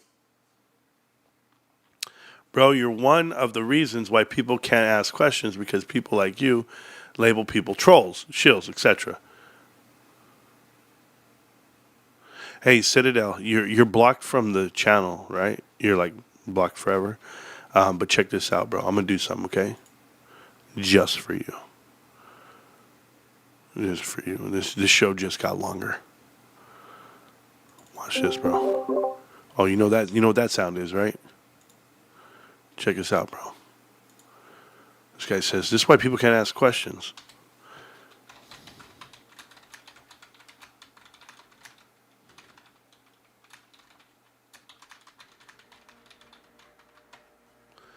There you go, bro. Okay?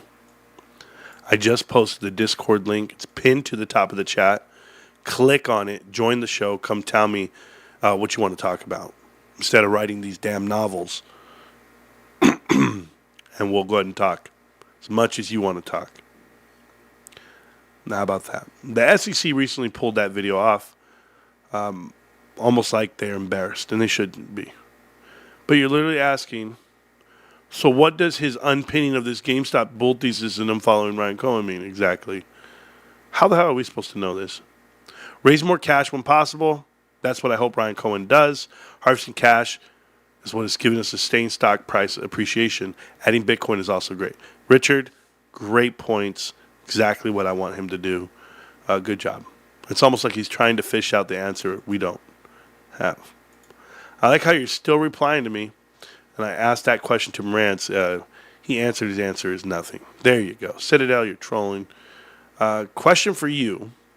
How long have you been watching Marantz, Sharon? I guess it's his first day today. It's entertaining to poke at people. I'm just a dude on the internet. You're intriguing me. Been watching since he became Thanos, and Thanos snapped all the grifters. Been watching since 2022. Oh, cool. Cool. So you've been watching since I took out everybody. All the AMC grifters, Mullen Automotive, Bed Bath & Beyond, and even the GameStop fakes. So you've been watching that long, and you still don't know how to come correct and act right in the chat. So there you go. Only took you 3 years to get out of here. And you've been in GameStop since 2020. Sounds like you should have sold, bro. You created a username impersonating Citadel and are asking questions to Marantz that he cannot possibly know the answer to. What are you looking for here? What is your purpose? Man, you've been watching since 2022 and asking about Roaring Kitty? Exactly. See, people know. You keep calling me a troll. I love it when I have a lot of knowledge. And I've been watching Marantz. I've seen all this. Oh, I've seen this all. Well, there you go. You haven't seen me, I guess.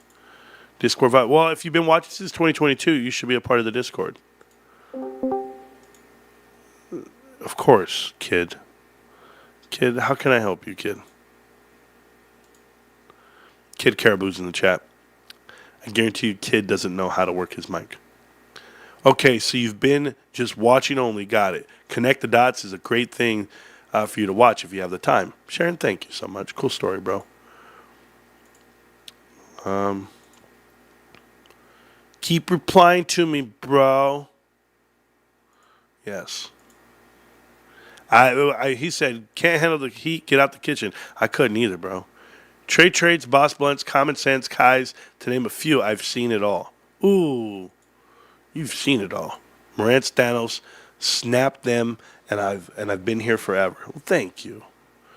Then you're gonna sit there in silence, bro. That's it. I picked the whole team, no new friends.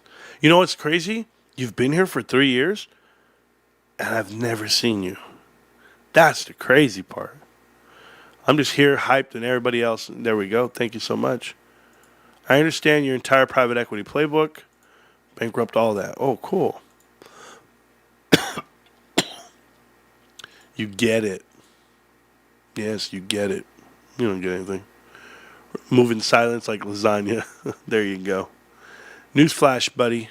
Being dismissive, sarcastic, and mocking others is being a troll. You aren't a genius, bro. You got here, Marantz look a lot better, thank God. Oh, thank you. Marantz say GME to the moon. What am I saying?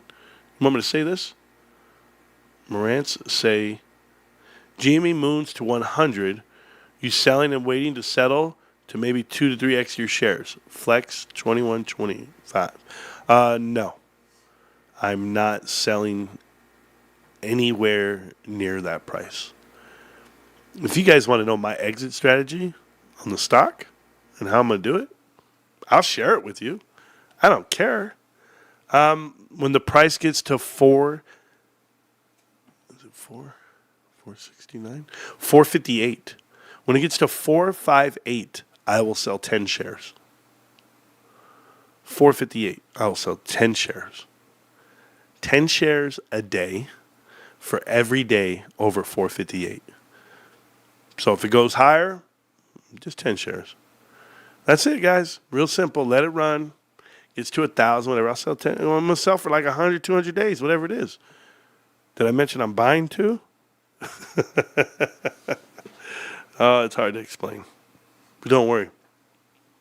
There's a whole reason why I'm doing it this way, and there's tax implications. There's a lot of other things that I'm dealing with. But don't worry. If it's not there anytime soon, what are you worried about me for? Why would you guys ever worry about what I'm doing?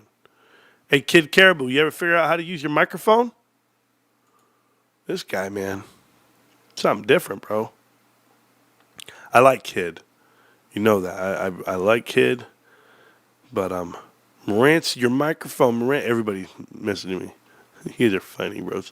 Microphone's live and proud right now. All right, we're still going to go over these two stocks that I'm going to show you. We're still going to go over the charts because I still got to show you all that. I'm just catching the chat and I'm hanging out with you guys for a little bit. I missed the last 3 weeks. Sorry. Well, then what the hell are you asking me questions about, bro? Go watch the last 3 weeks. That's why my views are down because you didn't watch, bro. No. Views are great. A lot of people just watch to watch, not to learn. Thank you. How's everyone today? Doing amazing. Click the link. Tell me what you think. How many 51ers pre-ordered Switch 2? I wanted to for my son. I haven't done it yet. I told my wife, I said, baby, we got to go get that. She said, let everybody else get one. You don't need one. I was like, okay. Raising cash is great, but a plan for the raised cash would be more beneficial. No. Nope. A plan. The fuck? Yeah, I plan to have a lot of money just in case shit happens. Like, you have to have a plan? How about you? Your own personal finances.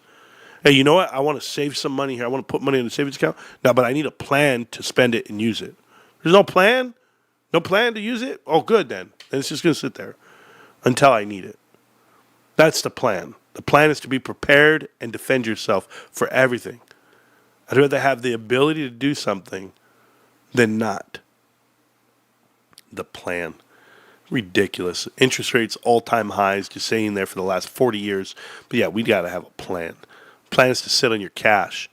That's the plan. The most successful thing going right now are T-bills. That's the plan. Citadel is about to join the meltdown soon. Yeah, let him go, bro. Let him go. I hope he has a plan.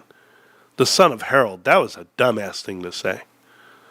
Do you get more dumb as you go on? I need to know now. Let me see what he says here. Hold on. It says, how do you know that they don't have a plan? Yeah, but no. This guy's got to know. I hope they have a plan. How do you know they don't have one versus they do? Exactly. Absence of evidence isn't the evidence of absence. Greatest line I've ever heard in my life. The greatest line I've ever heard in my life. Because I heard it from DFV. The absence of evidence isn't the evidence of absence. Shit. Son of Harold, you sound like you watch Markets with me. Fair point. I should have just said announcing his plan. Oh, announce it. Hey, by the way, this is going to be Tank Right, Waggle Right, 65 chair. Tank right, waggle right, 65 chair. On two. Ready? Huh? You just told him to play. So? I got Randy Moss. Stop this shit. Hold up, bros. Now! Red 19. Red 19. Set up. Bro, I can't do it. I ain't got no voice, right? Boom. Shit, they intercepted the ball. Damn it. They blitzed, bro. How did they know to blitz? I waggled. I faked the handoff and I waggled to the right. What was it? What? How do they know it was a fake handoff? What? You want to tell them to play? Tell them the plan? How about we just do it and don't say shit? It says all these new paid actors. Funny how AMC is always tagged. Ugh, gross. Why would they play poker and show their hand? Fuck, Brian, everybody's got the cards up. You're probably new here. But most of us like the fact that Ryan Cohen doesn't give guidance. Correct.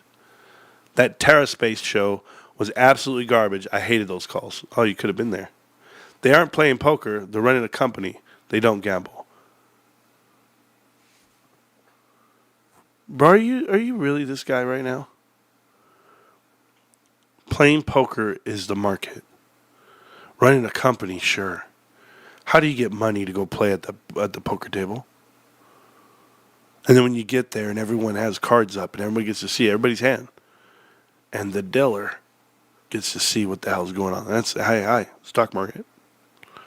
All right, let's give value to that hand. That hand right there is going to win. You're crazy, bro. What am I doing with this guy? Son of Harold, are you Citadel Securities? Did you just change your name?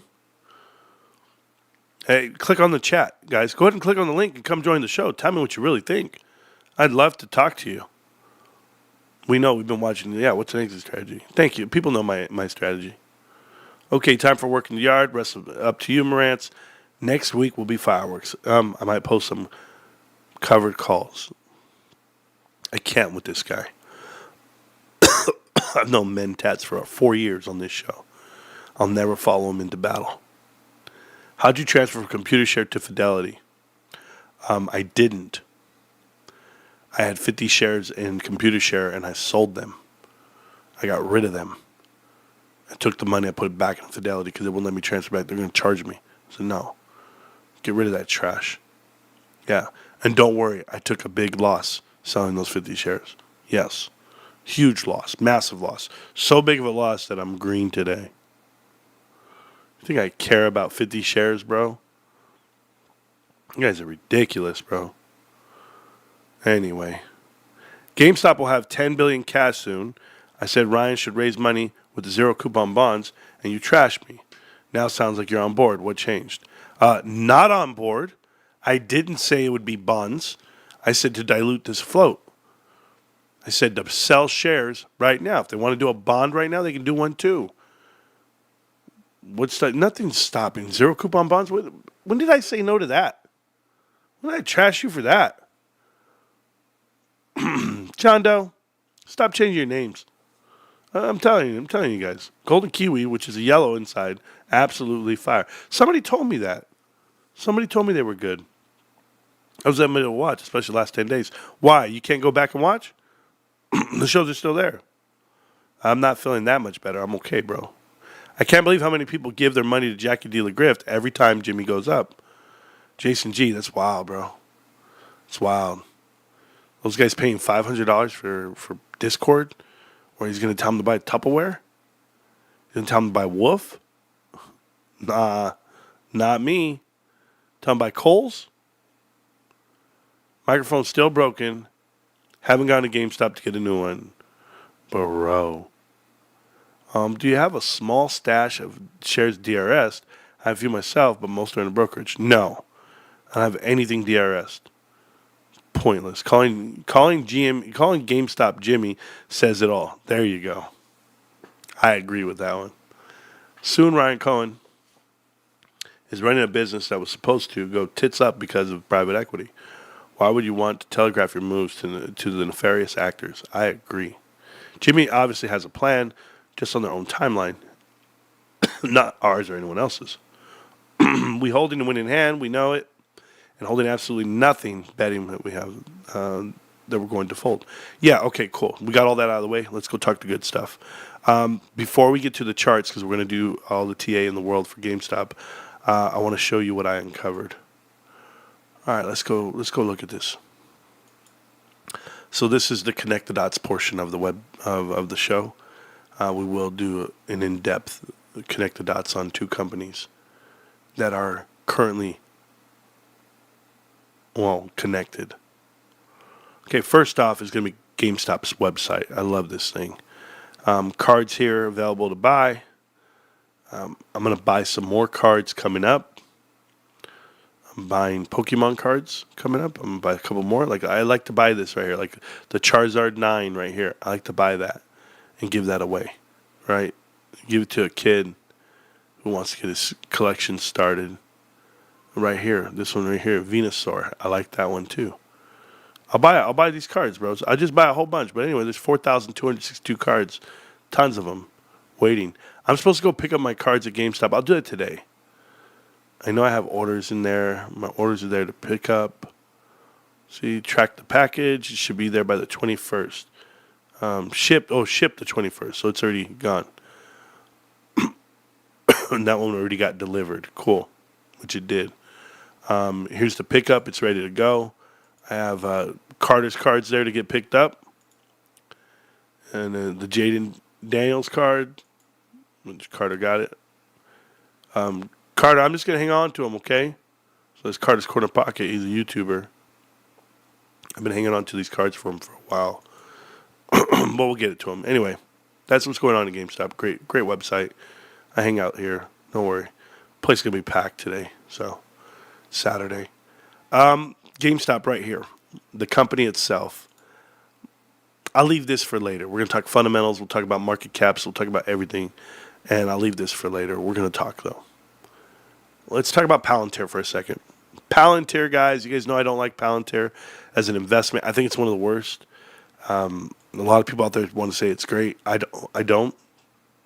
It was always pushed as a private equity play for me. Not private equity. I'm so sorry. As a meme stock for me. And I never liked it. I know a lot of people do like it. They see the price action. They see the movement. Marantz missed out on the run. A lot of people did the run. You know, Almo, the whole crew. Everybody likes it for obvious reasons. But I'm going to tell you why I don't like it. Okay, one, market cap is $291 billion. I don't think the company's worth $291 billion. If I go off of earnings alone, they're at a PE ratio of 538 right now. 538.7 PE ratio. You're never going to get the value back out of this thing. Price to book, just so that we're clear, is going to be 53 times book. It's trading. They're at $2.29 book. Embarrassing. But this is a company that got into the S&P 500. This is a company that ran, and everyone started buying it just because they went positive. And they made a couple $1 million. If you don't know about Palantir, I'm so sorry, my throat. I'm starting to feel it. We can go over here. Let's see this real quick.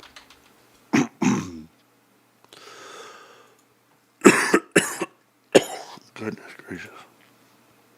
Stuff. So they have revenue of $3 billion, and net income of $570. And if you're making about $500 million, I'm telling you now, at $3 billion, you should not be worth $291 billion. It's just not there. 291. If we're using these ratios here, and I show you somebody like GameStop, you'd be blown away by how much GameStop should be worth. I'm just telling you. If you can get something out of here, and it equals $500 million, and it's going to equal with all the shares outstanding, you're literally at 23 cents a share. And I just don't see how they get these numbers. I just don't. But somebody gave it to them. And let me see something. GameStop has more value per share. more earnings per share. So there's no way in hell this company should be worth, Palantir should be worth as much as GameStop. GameStop has more revenue. Yes, they have less net income, but the market caps are very different, massively different. Well, they're different types of companies and they're different that. No, I'm just talking about just dollars for dollars. I should be able to give you cash and you should be able to exchange it out to me based off of the metrics that I'm reading. But the PE ratio for GameStop is all the way up to 100 and the forward P is at 72 because we're up at $33. But still, if that were the case, if GameStop was Palantir, then GameStop should be worth $150, $150 a share to get the same values, and they're not. So maybe even more than that. I mean, shit, they're at 291 on market cap, dude. If you get 291 on market cap, I mean, God, what would it be? I don't even know. I don't care really. I'm just telling you, it's just too much for me, the ratio, and why it doesn't make sense. But Palantir, the reason why I'm talking about Palantir, right? Their CEO sold shares. Alex Karp, crazy hair dude, sold $50 million worth of company stock. A lot of people out there would be like, well, $50 million, not a big deal. No, it's a huge deal. He liquidated 390,000 shares. To give you an example, he's already sold off,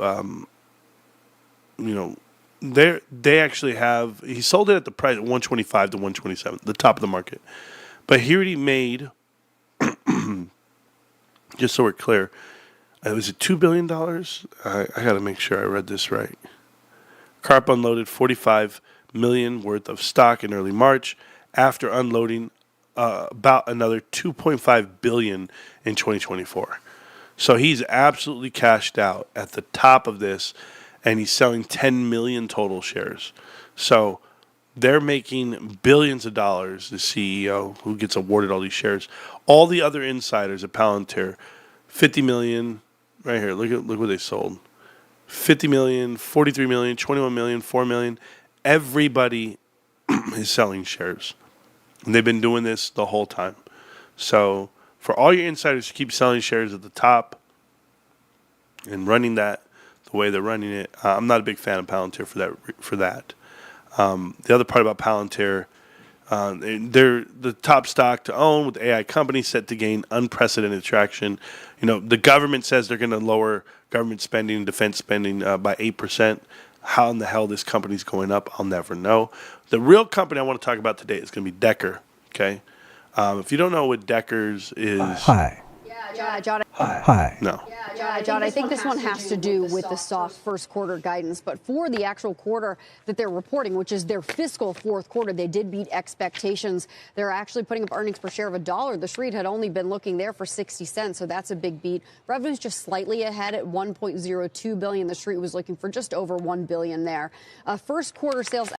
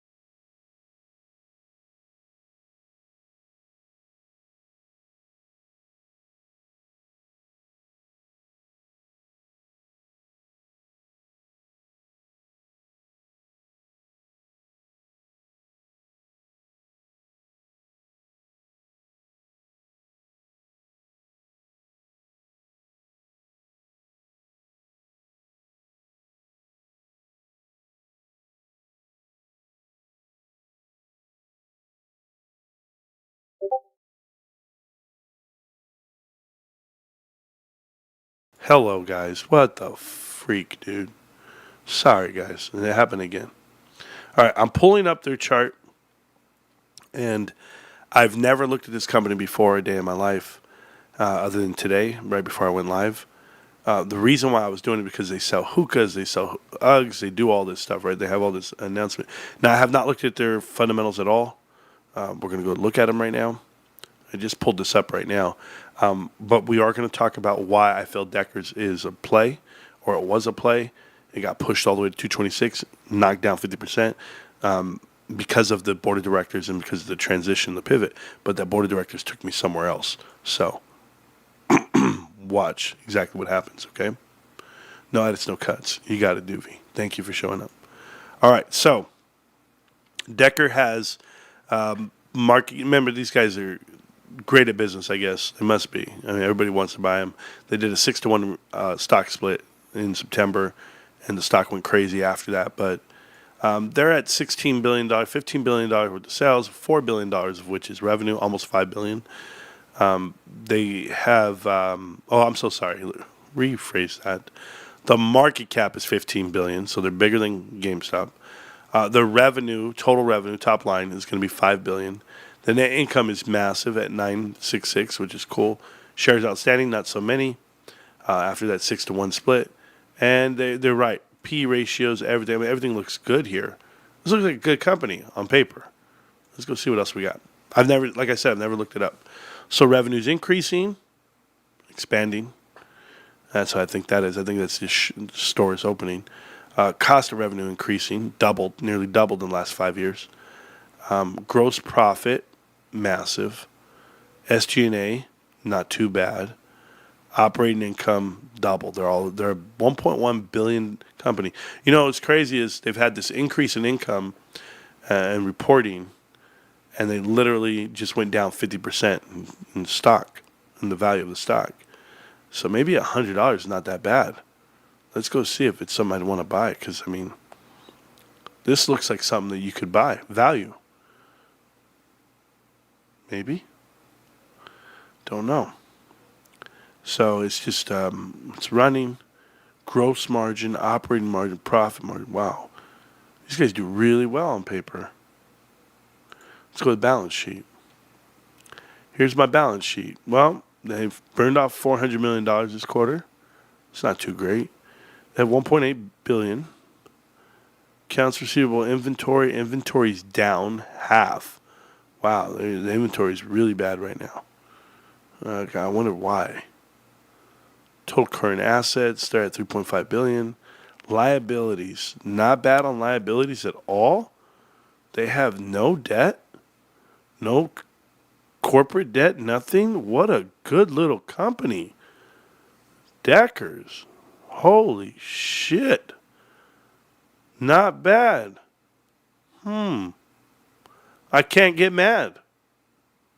Could do nothing.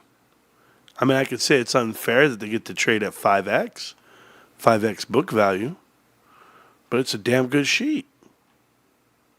Not mad at all. Not mad at all. Deckers, great sheet. Let's see what I'm looking at, because the stock's down 25% or 20% on Friday after earnings. Everything's a record. Hookah, Uggs, yes, record. You know what's scary is that I always say there's some winners versus some losers.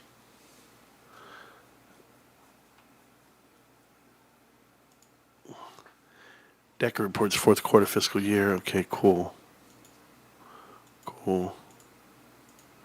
So Decker is institutionally held 99.89%. So wouldn't you think this thing's going to get shorted to the ground? Like when it's 99.9, I've only seen somebody like that was like GameStop. It means no insiders hold these shares.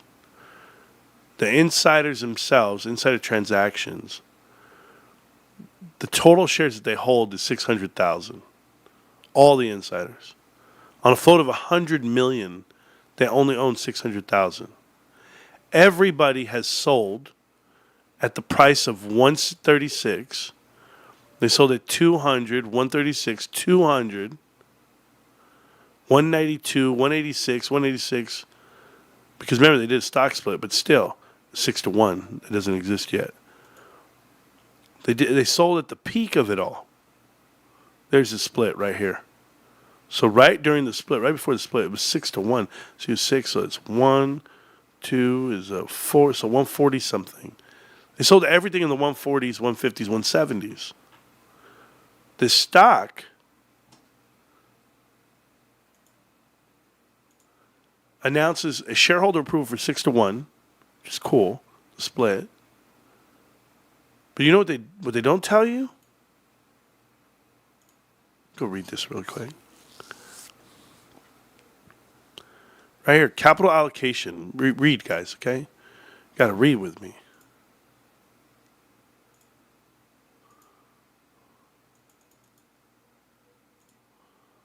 Boom. What they don't tell you. Experienced significant stock price by approximately 25% due to the company's decision to withdraw full guidance. Hey, John, you think it's just because of full guidance? Or do you think it's because of the capital allocation? During the fourth quarter, the company repurchased 1.7 million shares of its common stock for a total of $266 million at an average price of $149. They're at what are they at right now? 101. So they bought back their shares at 149. They then bought back 3.8 million shares for a total of $567 million for $149 apiece. They have exactly $374 million remaining under that stock repurchasing program. So they get to buy $300 million more. Oh, no. But it gets better. To defend themselves, the board of directors has approved an increase of $2.2 billion in the customer stock repurchasing authorization, which brings the authorization to approximately $2.5 billion worth of share buybacks. Hold up. $2.5 billion is what's been approved. I'm looking at this sheet right now. They don't have $2.5 billion cash. So you mean to tell me they're going to bury themselves? Cool. Let's go back to it. Change in reportable operation segments, blah, blah, blah. CFO says compoundable annual growth over the 5-year period, supported by $1.9 billion cash on hand, sustainable cash flow generation, and also increased share. Yeah, no way, dude. They're going to spend all their money on share buybacks? That's what they're doing. This is the plan. The plan. You know what's the best part about the plan? I get to do things like this. Watch this. I get to go in here and go like this. Press release. And I get to go to news and events, press releases. And I get to go here. Cynthia L. Davis as chair of the board. Says here, Deckers Brands, a global leader in designing, marketing, distributing innovative footwear, apparel, and accessories, today announced the appointment of Cindy Davis as the board of director. She succeeded Mike Devine III after Mike's been here for 14 years. So let me get this right. Mike got an all-time high, a peak on the stock at 226, and now Mike walks out the building. Isn't that crazy? Thank you, Mike, for your all your help and all your support. Hey, Mike, I got a question for you. Who the hell are you, Mike? Mike Devine? You walked in here. You took it all the way to the top. You maximized all profits. They're going to use all their cash. They've extended themselves. They gave out their playbook. But, Mike, I got a question, Mike. Who are you? Because when I go to this little company called, and I have to go look right here, called Five Below. I see Mike Devine has served he's 65, by the way, served as a director since 2013, blah, blah, formerly of coach. I know what Coach was because I've seen them everywhere. CFO, blah, blah, blah. He's also from Express and Nutrisystem. How there's no way. So you mean tell me you're going to be bankrupt in these retail companies? You're going to come out here and just expose them and blow them? And do you guys know what happened to Five and Below? The same thing that just happened to Deckers. Five Below. Let's go look at Five Below. Five Below's down from 220 a share to 37 a share. They're down 50%. They need a 100% increase just to get back. They were down to $52. They're up 100% already. But hold up, Mike. You just left Deckers and now you're here, so I'm trying to figure this out. Or you've been here. I got to figure this out for all my people. So this is the chart for Five Below. No freaking way. My mic is on, bro. I just got that message. Okay, cool. So there you go. That's Five Below. Decker. Oh, shit. It sucks, bro. So, Mike, you left. You just walked out right when the stock's at all-time high. Cheers. Happy Memorial Day weekend and all my brothers and sisters for your service. Donko, appreciate you, bro. Damn, dude. Killing it, bro. Now watch this. Liquidated at the peak and then retired right before the earnings. Thank you, Owning the Float. Owning the Float, that just happened right now. Yes. Marantz, I came back to ask you this. After I blocked and banned you, you make another account? You said before you'd never take super chats and do memberships. As the years go by, it's exactly what you're doing now. What changed? I'm just curious. It means you don't watch the show. It means you don't watch the show. And if I have to explain it to you, it's ridiculous. And shout out to Owning the Float, my boy. He's here. Am I rich yet, brother? We're working on it. You know that. Watch the show and then you'd understand. I didn't take super chats or anything for years. And then YouTube came out there and got me. And why? Because I used to block and ban you if you sent me money. And do you know what YouTube said? That's an unfair practice. And it's not right for the partnership. And so they try to go ahead and end the partnership with me. And I said I'd play ball. So I put up a store with 0 product in it. I don't even do that. And all I do is sell 2 forms of memberships. And you can support a creator any way you want. That's it. And I won't frown upon it. I won't talk bad about you, and I won't block and ban you for it. But I will block and ban you for making another account to come back in here and talk some more shit. That's what I'll do. So nice to see you, bro. And then we'll never see you again. So I think I'm pretty fair about it. And if you don't feel that you get the value and you haven't saved thousands of dollars and or made thousands of dollars by watching the show, then maybe you don't believe in what you're watching and reading, and you shouldn't. But if anyone's ever listened and watched the show and put money in, they're up. And they're up huge. And I don't benefit from that. You could be up thousands and thousands and thousands of dollars. It's your risk, not mine. I'm not my brother. I don't tell you, pay me money, and then you lose and go, oh, it's your problem, not mine. No. If you lost $1 on these investments, I would be devastated because that means I was wrong on my analysis. Well, guess what? We haven't lost $1 in 4 years, 4.5 years. Nobody has. So you go figure it out, okay? I'll still be here, though, bro. I'll still be here. Promise. The best thing I ever had happen to me, because like when you win, I win type deal, in my heart, in my head, in my mind, is I actually got to meet Jay Kerwin. And Jay Kerwin, who's been a blessing for the show for so many years. The guy's been active on the show and watched us. And if you guys don't know, I don't know Jay's total position. You know, we talk every now and then. Marantz is not Trey, GTFO. Thank you. Yeah, you can't pay me either to say things. It won't happen. But hey, Citadel, I actually told you to click the link and come talk to me. And instead you went and made another burner account. It's crazy, bro. Anyway. Jay told me something. Jay was like, hey, bro, remember when I told you my mom died? Which, you know what makes me, it hurts, bro. It hurts. So many people have lost their parents while sitting here watching the show, and we don't put enough onto it. Like, my dad's not doing well, and I had the fear of him leaving and not being with me anymore. And it's my fear. It's okay. I can live with it. I think I'm more peaceful with it than he is at the moment, and any of my brothers and sisters, because I've spent the most time with him. But I love my father. I don't want him to go anywhere. I told him that, And he broke down on me, and I had never heard that before. And it's cool because I talked to Jay, and Jay said, "Hey, Marantz, remember when my mom passed?" And as he tells me that, all I'm thinking is, I do remember, because we did have this conversation, but it's a transaction.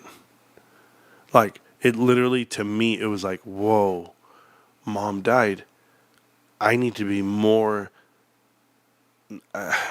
I should have empathy. And I do, but I don't have enough because I'm just trying to get to the next day.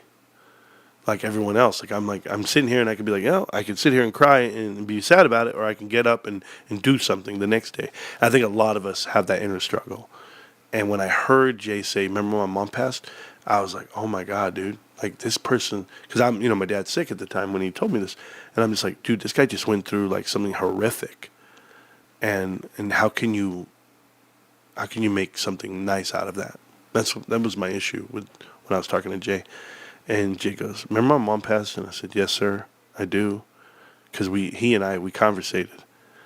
And he said, I'm going to go half of his inheritance. He was going to go half into GameStop and half into AMC. Swear to God, put this on everything holy. And I said, why? Like, you watch me every day. We talk about it. I'm telling you what it is, and I'm telling you what that's not. Why would you put $1 into it? Jay did exactly what he was going to do. He didn't put $1 into AMC, he put it all into GameStop. That was his decision. That was his reward. That was his way. And listen, I don't have influence, right? I'm not that guy to say I have influence over you. What I'm telling you is sometimes you need to be reminded about what you already believe. That's it. That's why you go to church every day. You want moral clarity? You want to cleanse your soul? Go to church on a Sunday. You'll feel great. You'll hear about having a moral compass and doing the right thing at all times. I'm not saying I'm church. But when it comes to investing and educating yourself on the markets, you might want to go ahead and remind yourself what this show's about. The show is about showing you how they manipulate investors and then how they take the rewards. Well, guess what? Jay has over 110,000 shares of GameStop that he bought years ago, and even he still buys. And am I allowed to say the whole position? I mean, you do the math. But to have 110,000 shares and to be green, really green, like 50%, 100% green, it's like, what the hell? What more could you want other than to ride and believe in the movement? You're already there. You're already where you want to be. Relax. Enjoy the ride. And that's exactly what a lot of people do. So I'm going to keep buying. And Jay's the best looking dude I ever seen in my life. The guy's chiseled, and he's a celebrity, this guy. And he will be forever. You know, he walks in a different circle. And Frank's a good guy too. Don't let Frank come off anyway. I thought I had a lot of shares. Dang. Oh no, my man's got them. He's not the only one. We got guys in this channel with 50,000, 40,000, 20,000 shares. Easy. I've seen so many buy orders come through. The average shareholder here is well over 1,000, and there's 13,000 here, not to mention Twitter and TikTok. Like, we have more shares than Citadel. The company Citadel, we have more shares than right here in this show, in this channel. So one day people will realize what we're doing and what we are, but that time we'll all be sitting on a beach somewhere.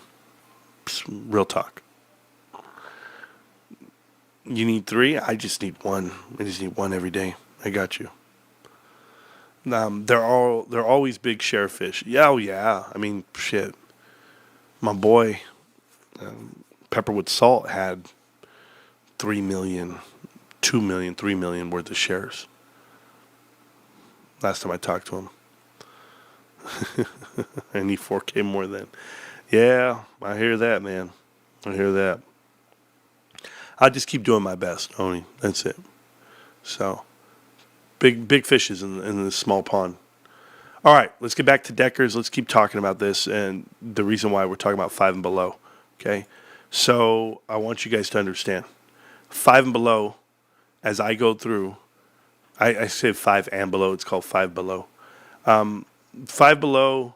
As I see these guys, executive chairman of the board, I had to go look at the ages. Okay, you want to run retail companies? Check out the ages. This is why GameStop's so awesome. GameStop, everyone's 30, 40s. I think the oldest is like 51. Look at this guy. This guy's from Zany Brainy and some other companies. Whatever, it doesn't matter. He's the chairman. I bet you I can look him up and it gets worse. But I'll do more homework on this. Kathleen Barclay. Kathleen's from Kroger, $100 billion grocery supermarket company. And you know about Kroger. You know about General Motors. She's from there. This is all stems from private equity carve-outs. Watch. Just watch as it gets better and better as I keep looking up people. And then it'll hit you. You'll be like, whoa, wait a minute. So Michael Devine, he's just the acting chair of Deckers Outdoor. He was also with Express and Nutrisystem. He's gone. Now you have Dinesh. Dinesh, as you come see here, Frisco Partners Consulting, Tailored Brands. He was the CEO of Tailored Brands. Okay? In August of 2020, Tailored Brands filed for bankruptcy under his leadership, CRO, Chief Restructuring Officer. It's exactly what he is. So they're already here at 5 below. Be very careful. Don't worry, Taylor, that's Sue Gove. It's private equity. That's who these guys are. Okay. Match Group, we've talked about that. Zynga, we've talked about that. Electronic Arts, we know Bernard Kim. So I know what I'm looking at when I see private equity walk in.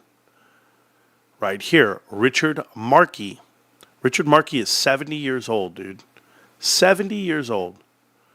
He served as a director at Macy's, various leaderships at Vitamin Shop. Maybe you remember them with Franchise Group and Dave Caston, including non-executive chair and executive chair of and senior leaders at Toys R Us from 1998 to 2006, including the vice chair of Toys R Us, Babies R Us, International Toys R Us, all the way until they went bankrupt. Collective brand as well, the Sports Authority. They went bankrupt. Who was at the Sports Authority?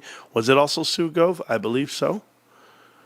This is private equity. This is Toys R Us. This is exactly what you're looking at. Why these 70-year-olds are sitting on boards for 5 below. Winnie Park. Winnie Park comes over from LVMH and rolls at Levi Strauss and Kinsley and the Dollar Tree. She also did Dollar Tree. Thomas Ryan, 71 years old, Mr. Thomas Ryan. CVS, Yum Brands. This is not where I want to be. I don't want to be with these guys. Ronald Sargent, 68 years old, comes from Staples, comes from Kroger, comes from Mattel, Home Depot. There's a lot of carve-out plays that I don't want to be a part of. Mimi Vaughn, Genesco. Genesco, what'd they try to do? They tried to take them over, didn't they? Maybe they did. Maybe they've been there the whole time. You just never know. I'm looking at anything else that's private. I mean, do I have to keep going? I mean, the private equity is pretty evident. Look at this person right here. ExpediaHotels.com. We knew what Expedia was. And they just go ahead and plant you on there and they take it all out of you. Good job, Expedia. That's Apollo, too. So these are all private equity plays and people that are in the board of directors over here at 5 below. They did have connection via Deckers as well with their chairman of the board. So Michael Devine III, who is a director over here at, formerly of Express and Nutrisystem, carving out and doing what they can. It's not for me, okay? Now that we've talked about Deckers, why I won't touch it, why we talk about, and even though it has a great sheet, holy shit, that sheet looks great, but I can't when I don't trust the leadership. We talked about stable coins, talked about Tether, we talked about my portfolio. There we go. I thought, I wish you'd have more. You don't have 34,000. That's a lot of money, bro. You go tell me what you could do with 34,000. Buy a house, down payment on the house. I'll let you know that now. But let's talk about this. Let's do it. All right, we got those numbers up. We got what we want. Let's go to the charts, and then we'll talk about the numbers that I have. But we'll go to charts first. And we'll also talk in there. Once again, Donko, thank you so much, man. Appreciate the love and support for the channel. Is somebody calling me? Big breakfast. Okay, my dad ate a big breakfast. I'm so excited, man. All these huge GameStop fishes, GME fishes, making me feel like a goldfish. Marantz, I bought more shares, right under 7,000 shares last time I said. I had 5 to 6. You basically called bullshit. Tell everyone, how many do you personally own right now? Is this guy not watching the show, bro? That is crazy. Man, I can't with these guys. Hey, John Doe. These measuring contests you do, whether you have 5 or 6 or 1 or none, it doesn't matter. Do you want to be in the investment? Do you want to understand it? Great. But don't start comparing and thinking that dollars matter. I'm telling you, dude. There's some big boy dollars out there on the table. I've got a good 6 figures on other stuff. Do I come out here and line it up for you? No. You know why? Because it doesn't matter. I could die tomorrow, dude. Or maybe the company I own will go south and not be worth as much. Who knows? Who cares, dude? You're not going to pay my bills. John, when we put it on the table, mine's bigger. And when you look in the mirror, you're still you. Be mad at yourself, bro. Or your parents. You got poor genes. You're okay, bro. Just tuning in. Dropping a like.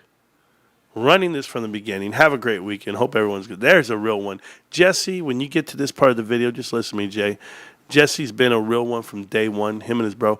And I'll tell you right now, that dude won't even watch it live. He'd rather go watch it back to see what he missed, just to not miss anything. Shout out to Jesse, the real one out here. These fakes. How many Winnie Parks can there actually be? Yes, I know. She was in grammar school. There you go. There's always someone bigger, better, and richer. Be happy. Ain't nobody bigger, bro. I'm joking. All right, never mind. Anyway, love you guys. All right, let's talk. Let's go do it. Let's go do the shit we came here to do. First, let's go look at all these Bitcoin-backed assets. First thing we're going to do. So Bitcoin is up, all-time highs. Went all the way up to 112, some change. From 74,000 to 112. Yes, if GameStop announced they bought in anywhere in the 80s, 90s, and or even 100,000 flat, they're up. And they're up, and they're going to be up. Percentage-wise, they'll be fine. But people think GameStop, started buying somewhere after Liberation Day or somewhere in this range, which wouldn't matter. Wouldn't matter if they bought in the 80s. Wouldn't matter if they bought in the 90s. They're still doing really well on that money. Not everybody can hit the exact bottom. I know that GameStop announced way over here their earnings report on November, and everybody was kind of happy. Said, man, maybe they did buy in, and it ran all the way to 100,000. But maybe they didn't. Maybe they're slow to act, like Kip was saying. When Kip was mad, Kip was like, they better hurry up, man. Well, maybe they just have some smart people into play. Maybe they're waiting for Liberation Day on the 9th, and then maybe that was the next spark, and they got in, and they just start buying it all the way up. Maybe that's what they did. But either way, I'm okay. Why is Mara Holdings? This is their chart, okay? Just so that we're clear, I drew all this a while back, trying to find support. Found support way on that side. Finding support now. Could they be primed for a breakout? They had a fake out. Could they be primed for a breakout? We'll see. I'll move it over a little bit more. We'll go from there. Me personally, they're in a death cross as of now, but we'll see how it all works out. Riot should be going up. Why not? Bitcoin's all the way to the sky. Why is Riot not going up? Tesla, Well, they're a fake, but whatever. They got their own issues. Everybody's excited about Tesla right now. I've never seen so many people pump Tesla like I did this week about autonomous vehicles or whatever. Driverless vehicles, bro. I don't know, and I don't care. Asset announced they have a partnership with Bitcoin, and this is what they're doing, and or they have a partnership with a finance firm that actually invests money into ETFs that utilize that, or the underlying asset is Bitcoin. So Bitcoin ETFs. Sure, bro. You deserve to be this high. $10 out of nowhere, right back to your SPAC price. Who knows? I don't even know if it was a SPAC. I just said it, but I'm just saying, down from 30 cents all the way up to here.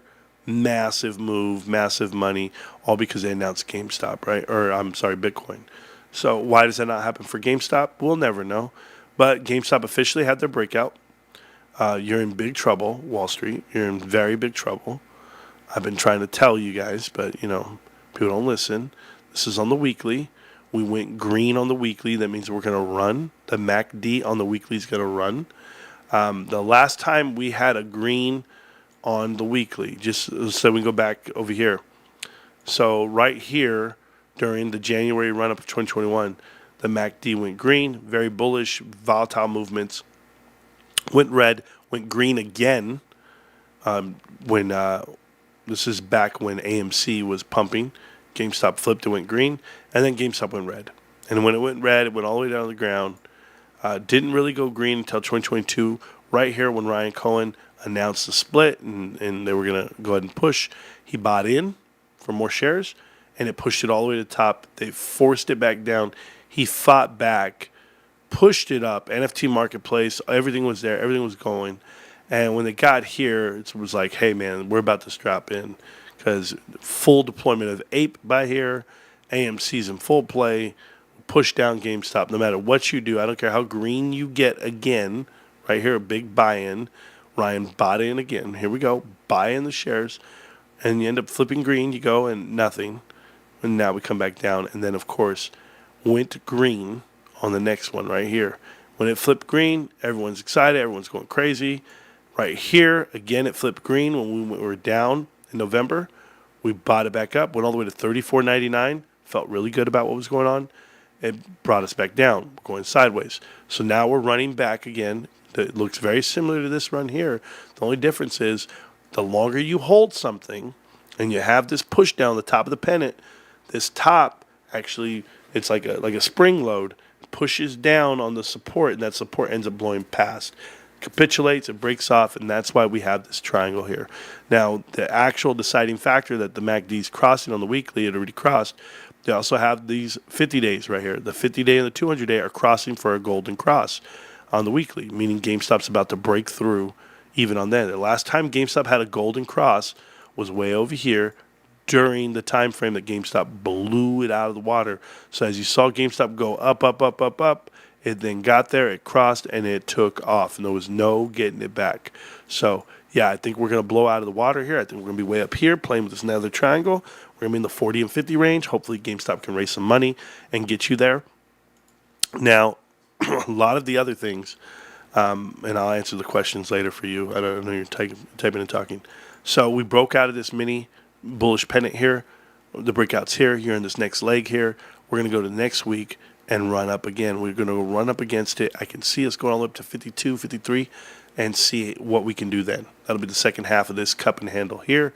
If we blow all the way through this, I don't expect to blow through this triangle not until maybe the end of the year, February of 2026, in that range. So we have the end of the triangle being around here, so 3 months before. Okay, March.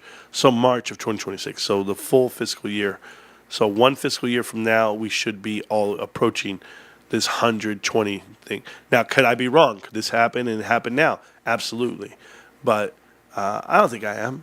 I think you still have time. I think you still have another year to get in here and do your thing. Now, what'll happen when this all happens and we take off and we're going, we'll be taking off from this point that should have been previous. So our point will be somewhere like, let's see, there will probably be, Marchish. So we'll take off like about $40 a share. They'll announce the S&P 500. They'll announce a lot. GameStop will take off up here, and when it takes off and it gets out of here, you're looking all the way up to, I'd say 100. Let me see what I'm looking at. Just so that we're clear, we'll be down here. We'll take off, 150 to 200, all up to 280. That'll be our next plateau. 150 to 280. 1 year from now. 1 year from now. Just keep buying. You'll see the compression. It'll happen. Could it be accelerated? Absolutely. And you can push past it, but we'll see what we have here. John Doe. Let's see what John Doe has to say. It says, it doesn't matter, Brotodo, or whatever the hell that means, because I just mentioned what I held and you laughed and said BS, so why is it okay for you to talk shit? John, I don't care. I don't care what you hold, bro. So let me get this straight. Someone says they have X amount of shares and you claim they are lying, and they ask you, how many do you have, John? Do you really want to know? Because I must go around every day asking you how many you hold. I don't remember ever asking you how many shares do you hold. I don't think I've ever said it to somebody. How many shares do you have? That just doesn't sound right. So, here's what I'll do for you, bro. I'll help you out, okay? There you go. Enjoy. All right, back to the show. Goodness, guys, these guys writing Bible verses, bro. It's too much. Yeah, I trash people on the daily, bro. That's it. I actually have a microphone open if you want to come hang out. Remember last time I said we could have an arm wrestling challenge for up to 1K shares of GameStop. If you want to race, wrestle, box, or even break dance, let me know. We can do it live on YouTube. Sounds like you need to make a YouTube channel. I definitely arm wrestle you. I'll tell you now, I'll arm wrestle you. I don't know about this 1,000 share shit, bro. You want to wrestle you want to arm wrestle for 34,000? That's gonna. Dude. You're not gonna win, but shit, free 30 grand. Yeah, this guy's a pocket watcher, bro. Are you a meat gazer? Is that what you are? Yeah, you don't know what that is? You know what the term for that is? The military, that's what they call the guys who actually watch you do the P test. Is that your job, John?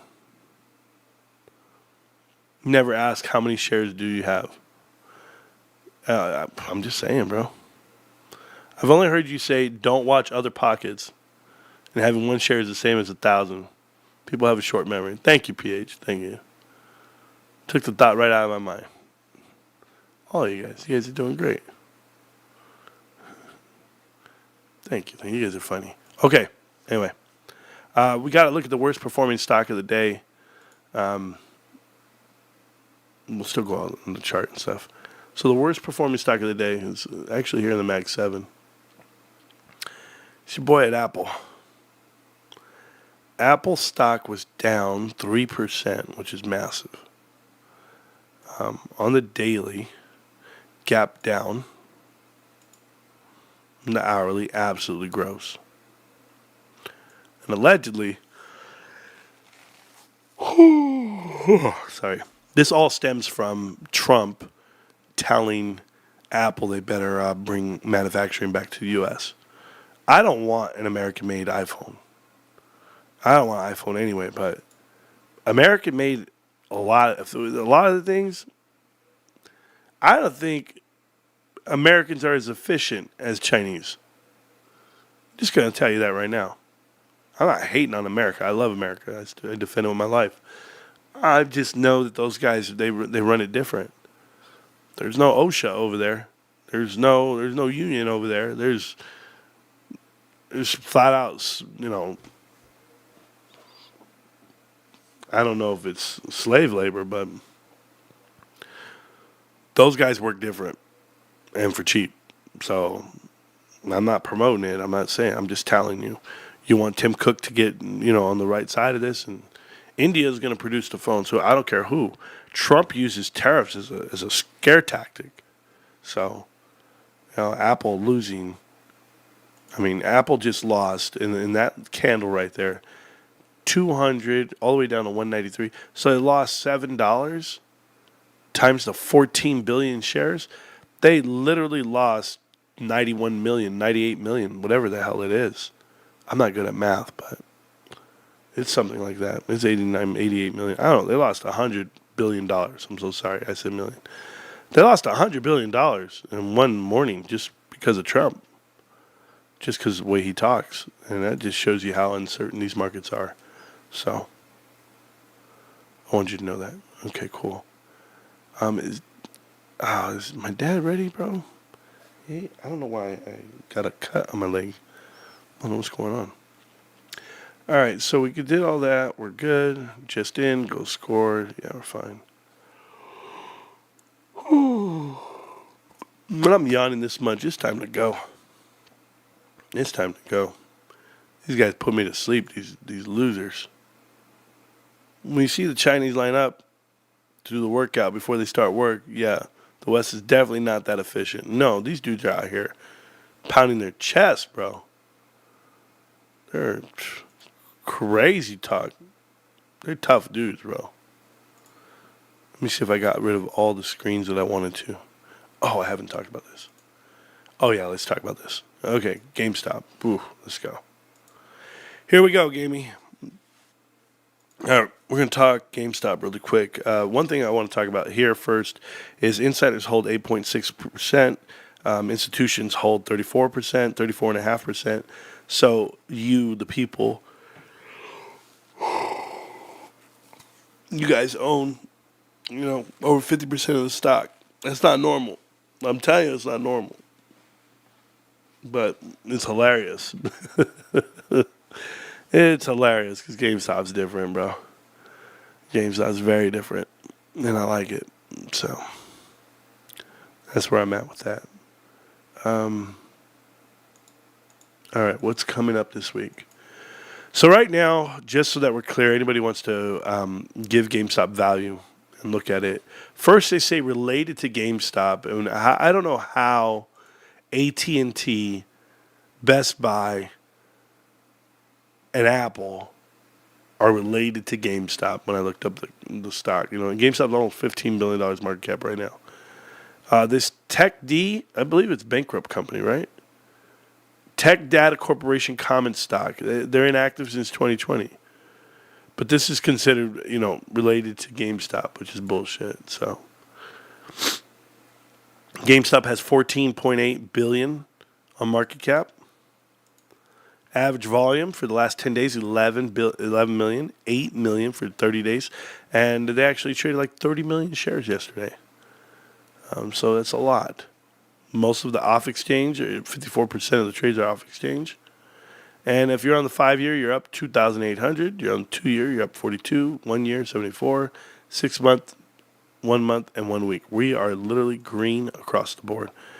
200-day moving average right there is 25.31 versus the 26.12 on the 50 days. So 50 days is going to be moving up, and it's going to move the whole market up. The 52-week low is 1770. You won't be seeing that anytime soon. So there's those markets. Let's talk about the fun stuff. Here's the fun stuff. Shout out to Carter's Corner Pocket. Now, I've used this website before, but I never really used Max Payne. I never clicked on it, but it's a one-stop shop. Made everything so easy. The Max Payne for GameStop this Friday was $28.50. That was yesterday. We know we finished out at $33.07, 06, whatever. It put GameStop in this rare category for calls in the money. At $33, the calls in the money were 91,000, almost 92,000 calls. That represents 9 million shares. Well, this whole chart right here represents 1,041,539 options. Calls or puts, right? But calls. So if you have that many calls, what does that mean? That means that over 100 million shares are written for. And right now it shows me June 20th, massive day on June 20th. Now we're green on every single price point here. Green on everything option-wise. Everybody's green. Well, GameStop has 290,000 call contracts out of the money. And for the bulk of them, I thought I saw it was at $39. Somebody was buying them at 39. So that's the arbitrage hedge. But if it's $30 or $39, the volume on it was massive. It was the ninth most traded stock on the options, period, on the market yesterday. GameStop came in ninth, right behind all the big guys and the SPY.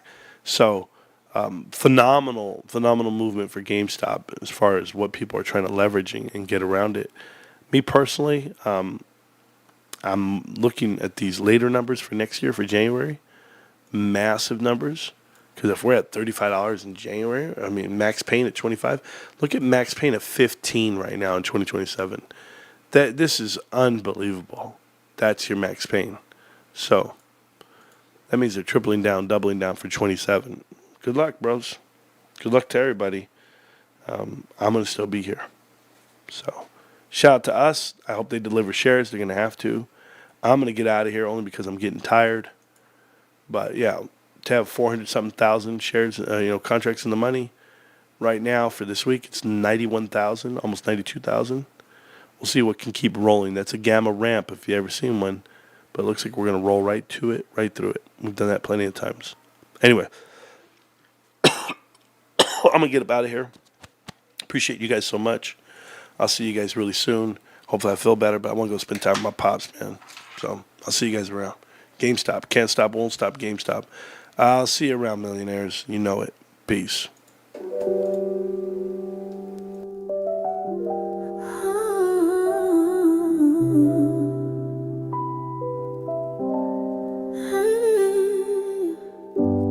They didn't see us coming. They never read the code. They called it noise. It was the upload. Cursor blinking, hands in freeze, tapping thoughts like piano keys. Burned in silence, lined in doubt. Still map the path, no shortcut route. Disregarded, disrespected, too obscure and disconnected. But underground doesn't mean unfound. We don't fade, we roar loud. Didn't ask to lead the crowd. We just moved too smart, too proud. Get out from missing streams, behind the scenes with sharper dreams. Roar loud through static and spin. We built the signal deep within. Roar loud, no pose, no play. Truth don't beg and we don't sway. Not for glory, not for clout, just facts, just fight. We roar loud.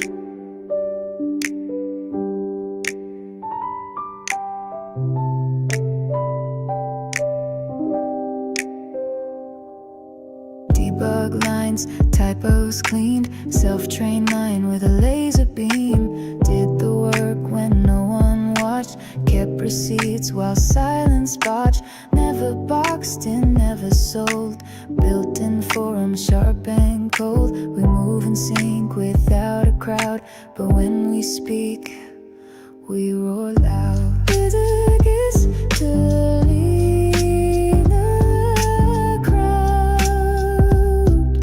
We just move too smart, too broad. Out from beds and streams, behind the scenes with sharper dreams. Roll out through static and spin. We built the signal deep within. Roll out, no pose, no play. Truth don't beg and we don't sway. Not for glory, not for clout, just facts, just fight. We roar loud. Execution confirmed. Origin unknown. Impact irreversible. Roaring now. Roll out from margins wide, no middle seat. We code and ride.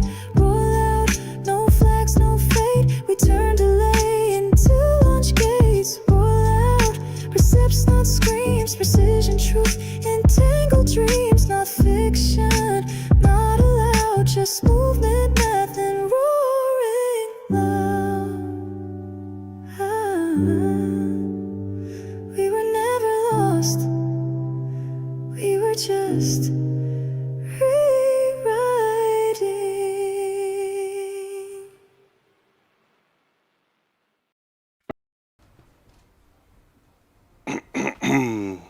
Alright, guys.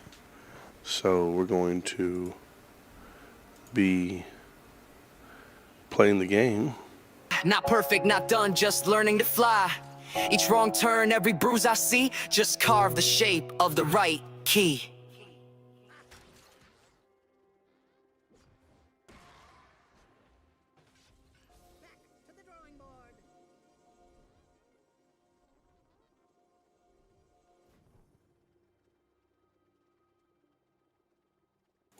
Alright, guys. So we're here.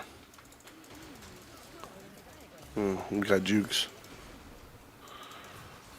And it's Karthus versus me, which is wild.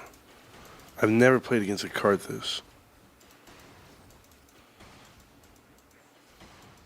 This is crazy. That boy's just lighting it up.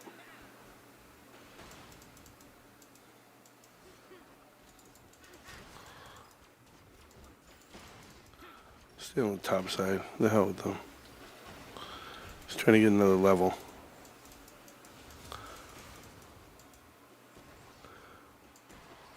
Yeah, you think ain't get me, bro.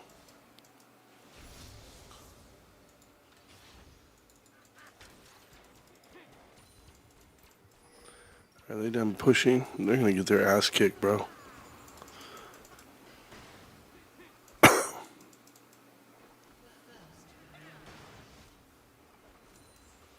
And I'm not gonna spend my mana either, so.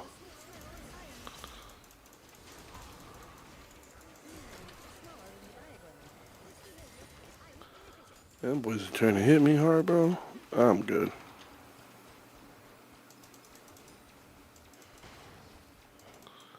Let them.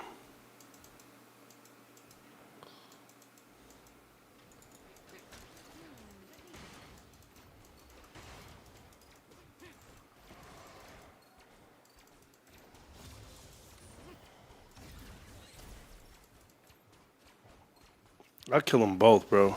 Don't care.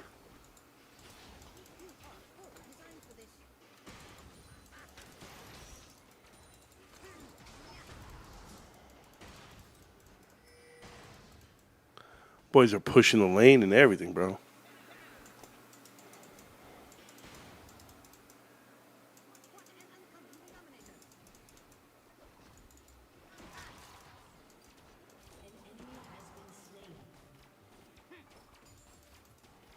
I think Karthus is out of mana because he was spamming that shit. I think that's it. I think all his fun's gone. Yeah, he's out of mana. I see him. He ain't got shit.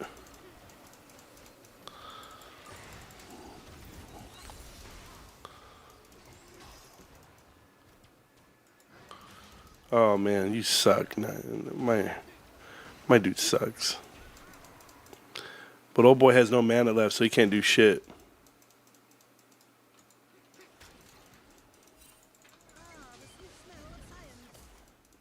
He has no mana and the other guy has no life, so however they want to do this.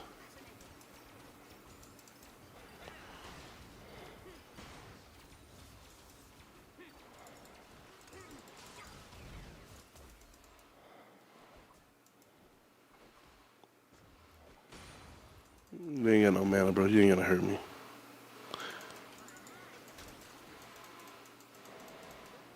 Come on, punk.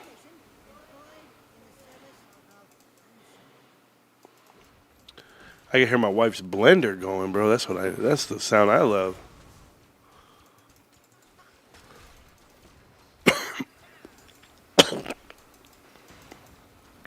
So the other guy went back.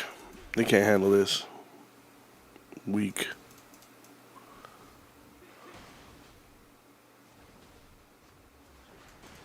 There it is.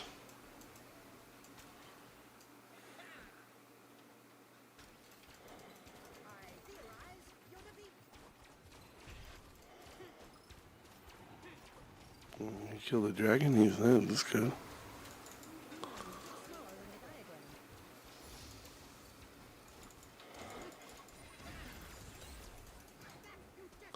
You missed, bro.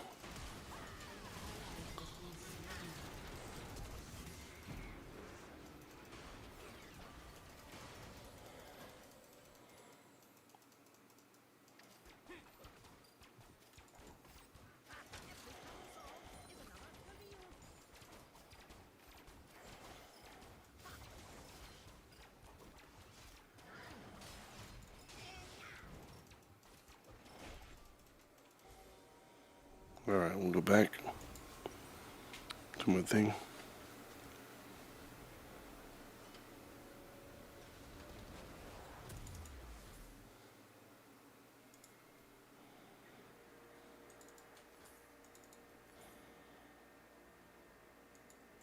We're good.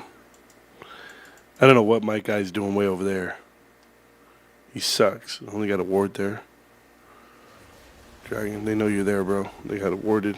Run away. Jump out of there, bro. Jump out. No, jump out. You guys are dumb, bro. I don't want no part of that fight, bro. Because Karthus is going to get his level 6 in the ult.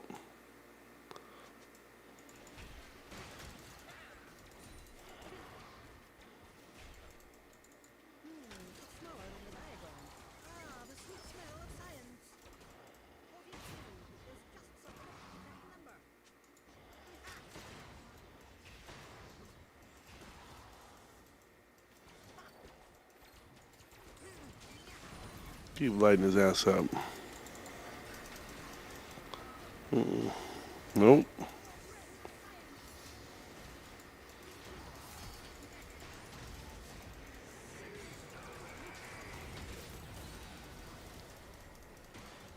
I almost killed him.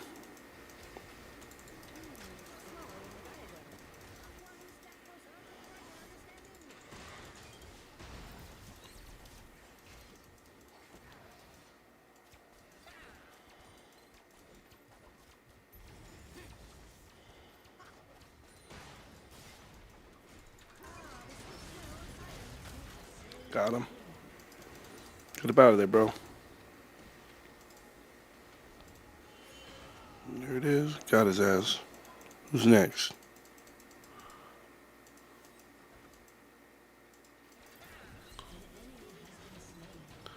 Got him. Killed their jungle. He's getting free XP right now.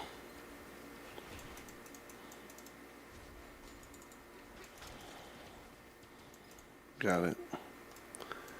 Kill that turret. Get some hits. Their jungle's dead. I'm not worried about shit.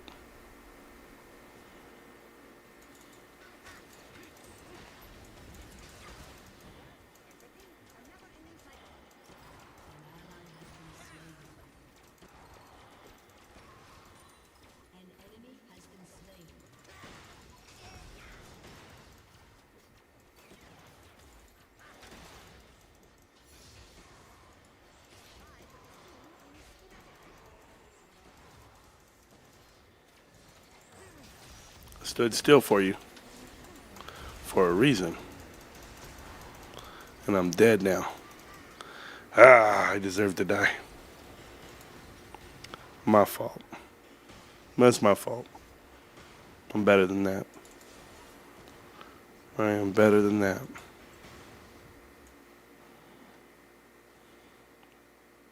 I should have just took off, guys. Damn it. Happens. I'm iron, I'm bronze. Yeah, it happens, bros. I think I'm ready to go to my dad's. I think that was the message. Alright, let's see what I got here. This guy's chasing him in the middle. I don't know why he's chasing, bro. I gotta go help him now. Damn it. They're all there. Let's go. Fucking crazy asses.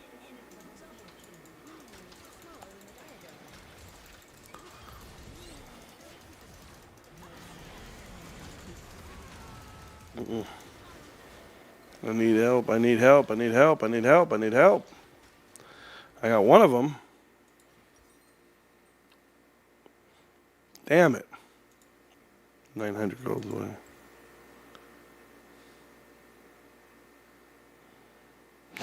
These guys are dumb. I'm playing with some dumb guys. It's okay, though. As long as I'm getting stronger. There we go. 2 out of 2. Go get it. Let's go get it. I'll go get it. I'll help you. I don't care if the damn thing's there. Don't care one bit. Get him.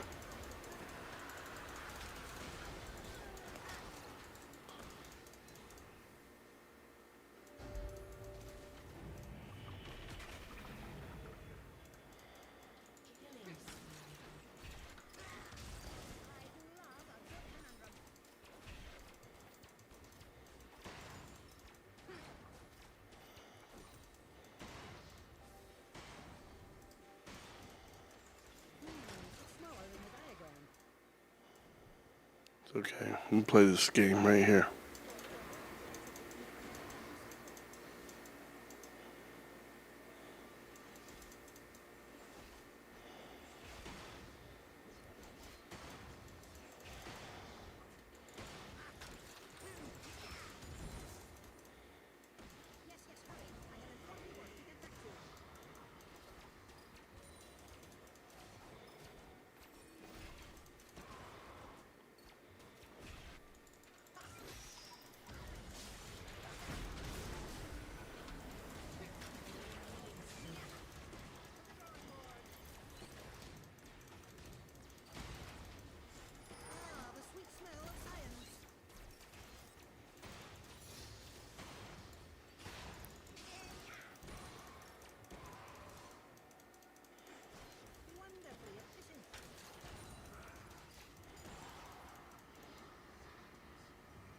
Bro, they kill my turret so fast, this damn...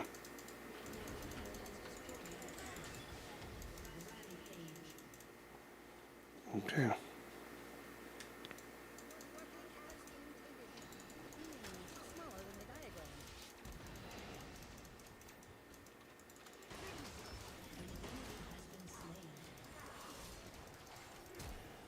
You ain't getting me, bro.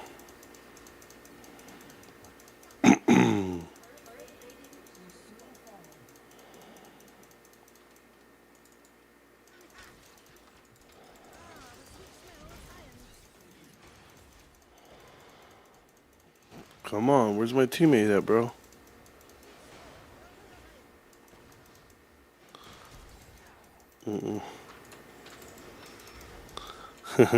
I got the jukes, baby.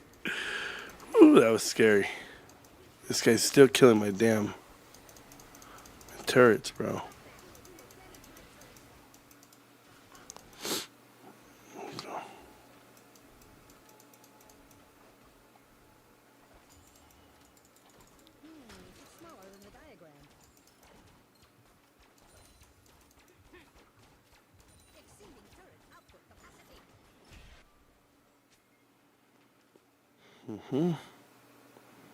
I gotta go shop.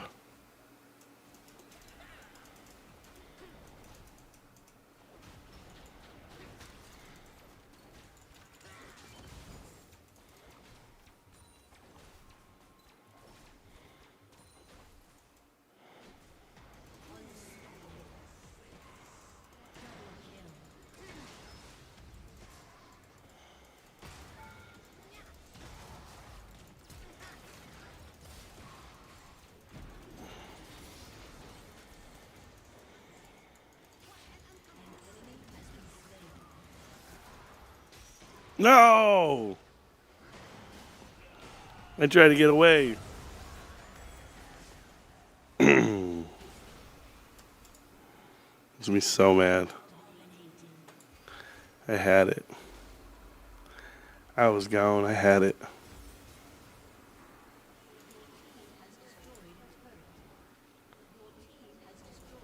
Of course they have.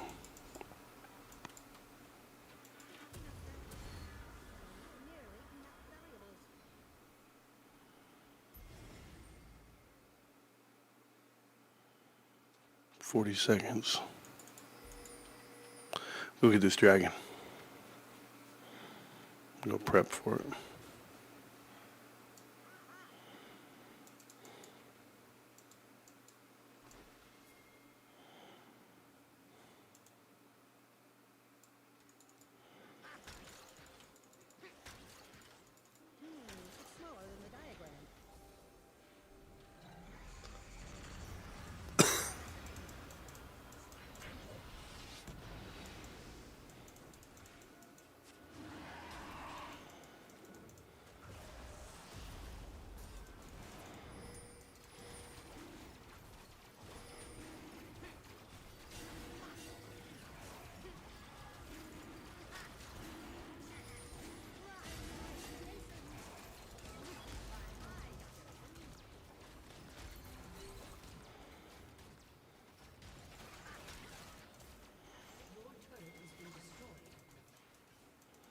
Why they didn't come help me, I'll never know. They didn't even come help me. Like, what the hell are they doing? That is crazy, dude.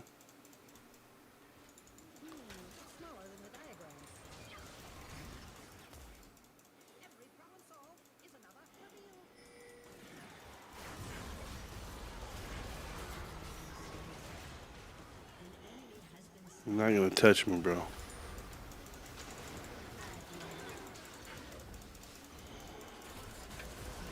Got him. Later, scrub.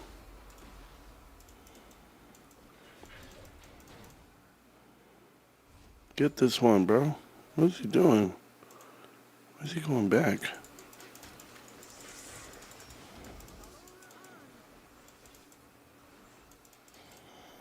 Oh, no, he ain't, no. Shit don't scare me, bro.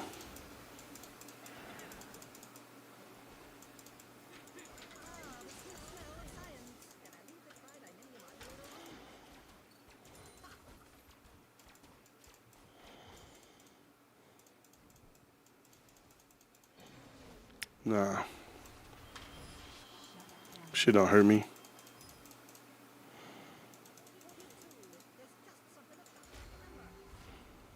Go eat real quick. Go get back and get my heels.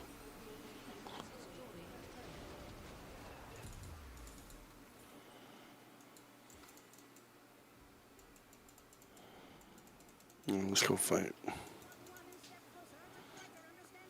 You gotta stop him.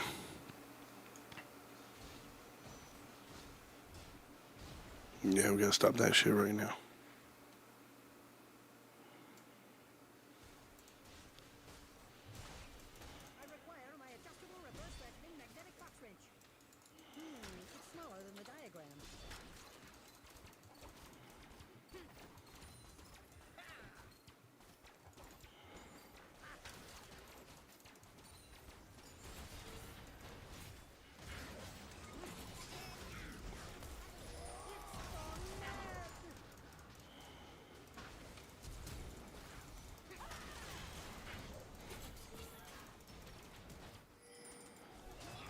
He ran away.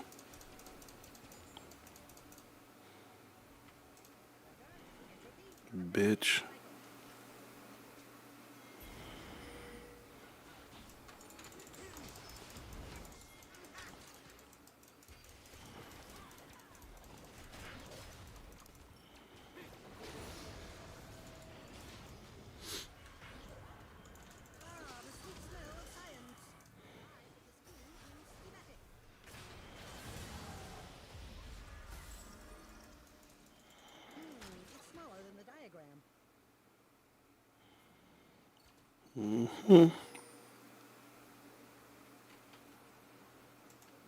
Why can they see me? That's what I want to know. Like, look at this shit. They can flat out see me. This shit's crazy. It says they have eyes on me. They can see me. They glitched out.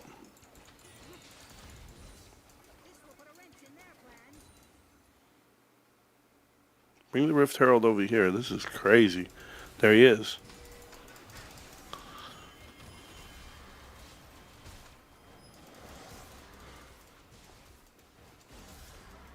See how this shit can see me, bro? What is this about, bro? Why can they see me?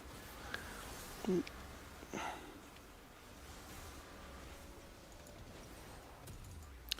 see if it went away. The eyes didn't go away. They can still see me. So until I die, you're gonna be able to see my eye. You're gonna be able to see me? That shit is wild, bro.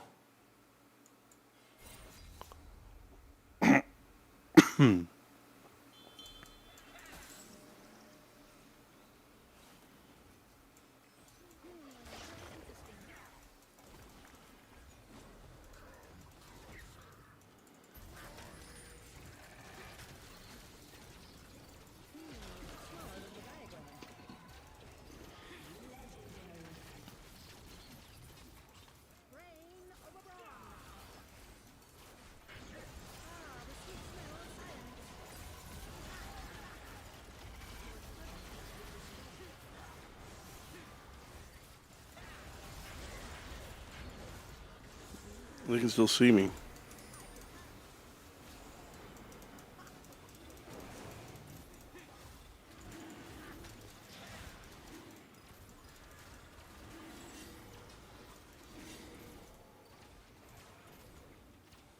They can see me, bro. You don't want no part of me, bro. Oh, he's gonna die.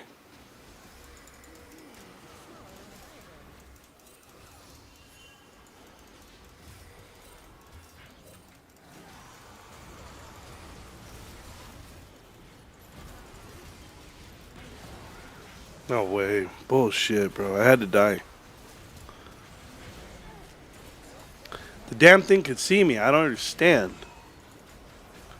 Like, it just kept my... It's a bullshit. Hit, don't chase him, bro.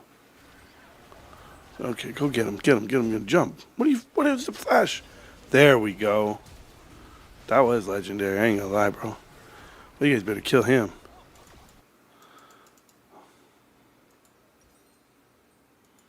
Who got the dragon? They got the dragon?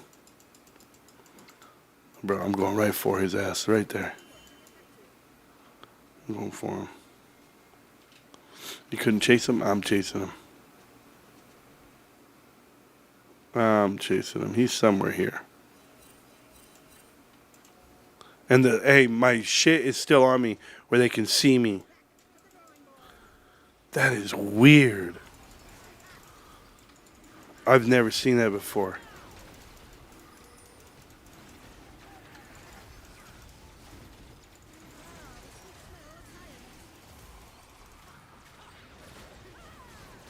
See you, bro.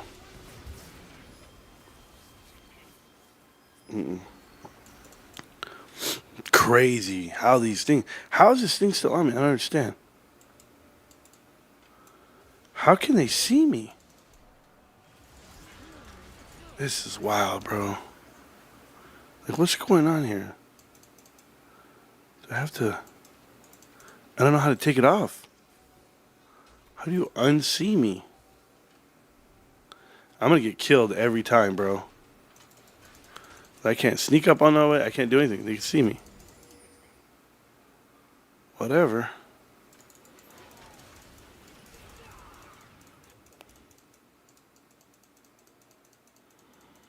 This is crazy, dude.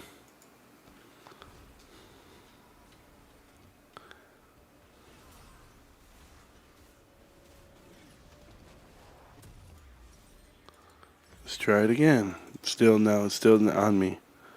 There's no way to fix that, huh? Just stick with my teammates. The hell with it. I think I push the top, it won't be good. No, we're gonna do it right here. Here he comes out of nowhere from the side. Vi, you ain't no problem. Vi.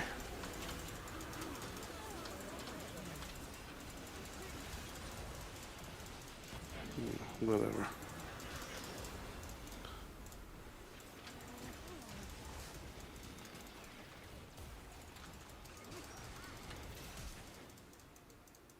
They can see me.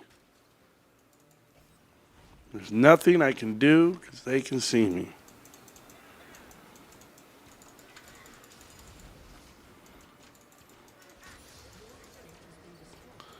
Cares? You got an outer turret. Nobody cares, bro.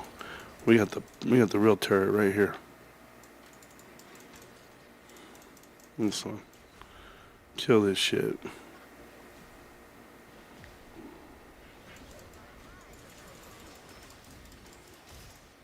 I'm leaving, bro. They can see me. They know I'm running. He's still coming. This punk.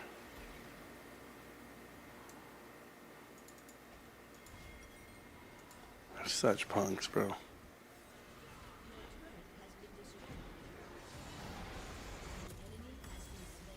There we go. There you go. Get them both, bro. Get all of it. Get all of it. I'm with you. Clean it up. Keep going. They can still see me. Keep going, bro. Get the next turret. There's 2 guys alive. That guy can't hold you off. Get the next one. Go, go, go. Don't stop.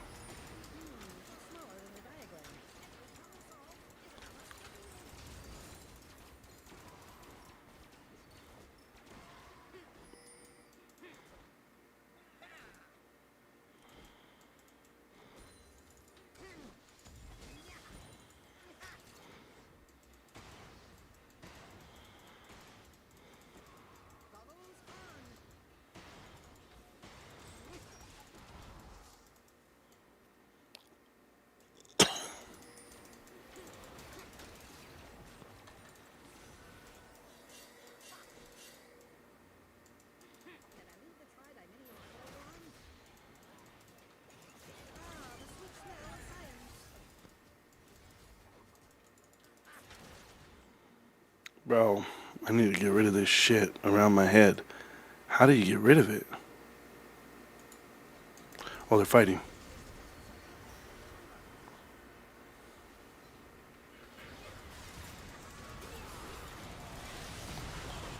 Nah. It didn't kill him like I thought it would. Nah. Nah, don't give up, bros. You guys are fine.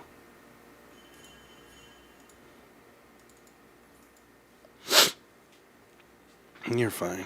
We're way ahead. Backdoor and go get that thing. I can't backdoor because they can see me. That's why I can't do anything, because they got these eyes on me.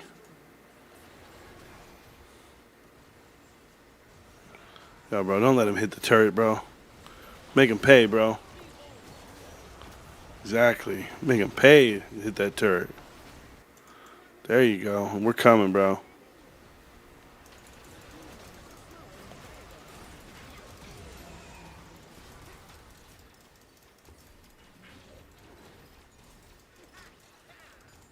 You ain't hitting nothing, bro.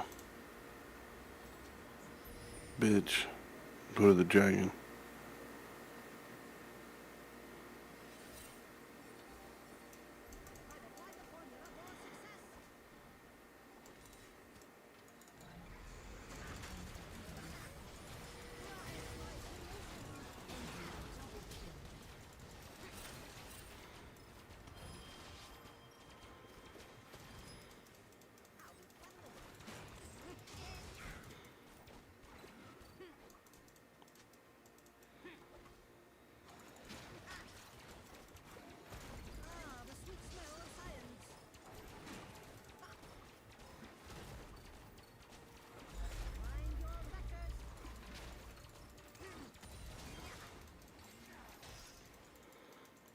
They can see me. I know they can see me because it's damn.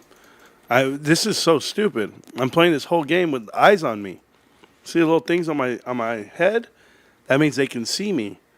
The game glitched out and it gave me eyes.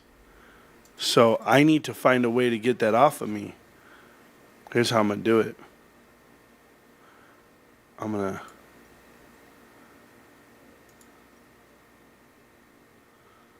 stay. No, I need to like do this. I need to go to here. I need to close the window. Stay. Damn it. I can't do it. I tried. See, I even tried to get it off of me. I can't do it. Stupid. All right, here we go. Let's go fight. Oh, good job, Atlas. I'm coming, guys. Nah, don't back up from nobody, bros. Stay on the road. Stay on the road. Stay on the road.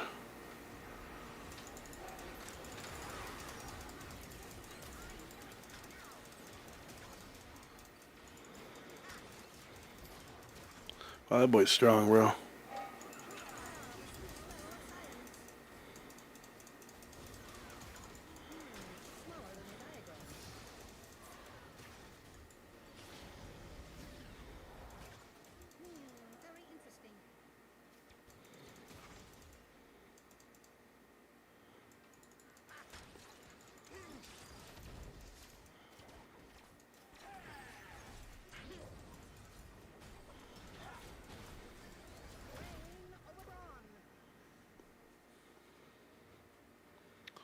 Alice is level 13.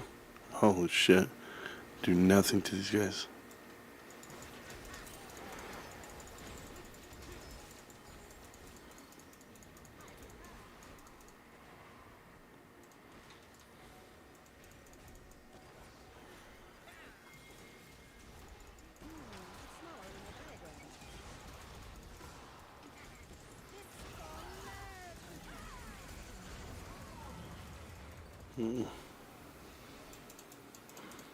They're mad at me.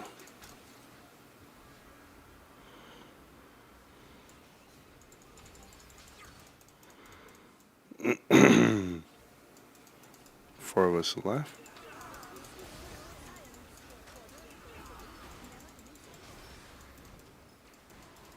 Oh, and they even got Baron?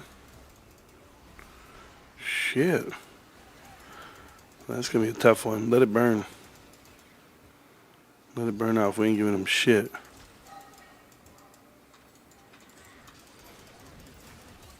Oh my god, that hurt. Oh my god, that hurt. That's funny. Where are they going? They got nothing, right? Nope, nothing. Let's go. Kill it all. I'm almost ready. There we go. Now we're ready. Yeah, burn it all off, bros. Dummies.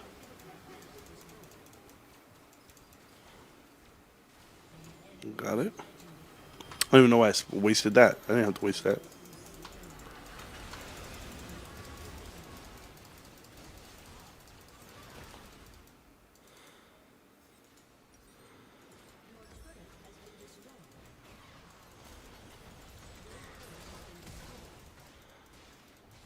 The hell with that, bro. The hell with that, bro.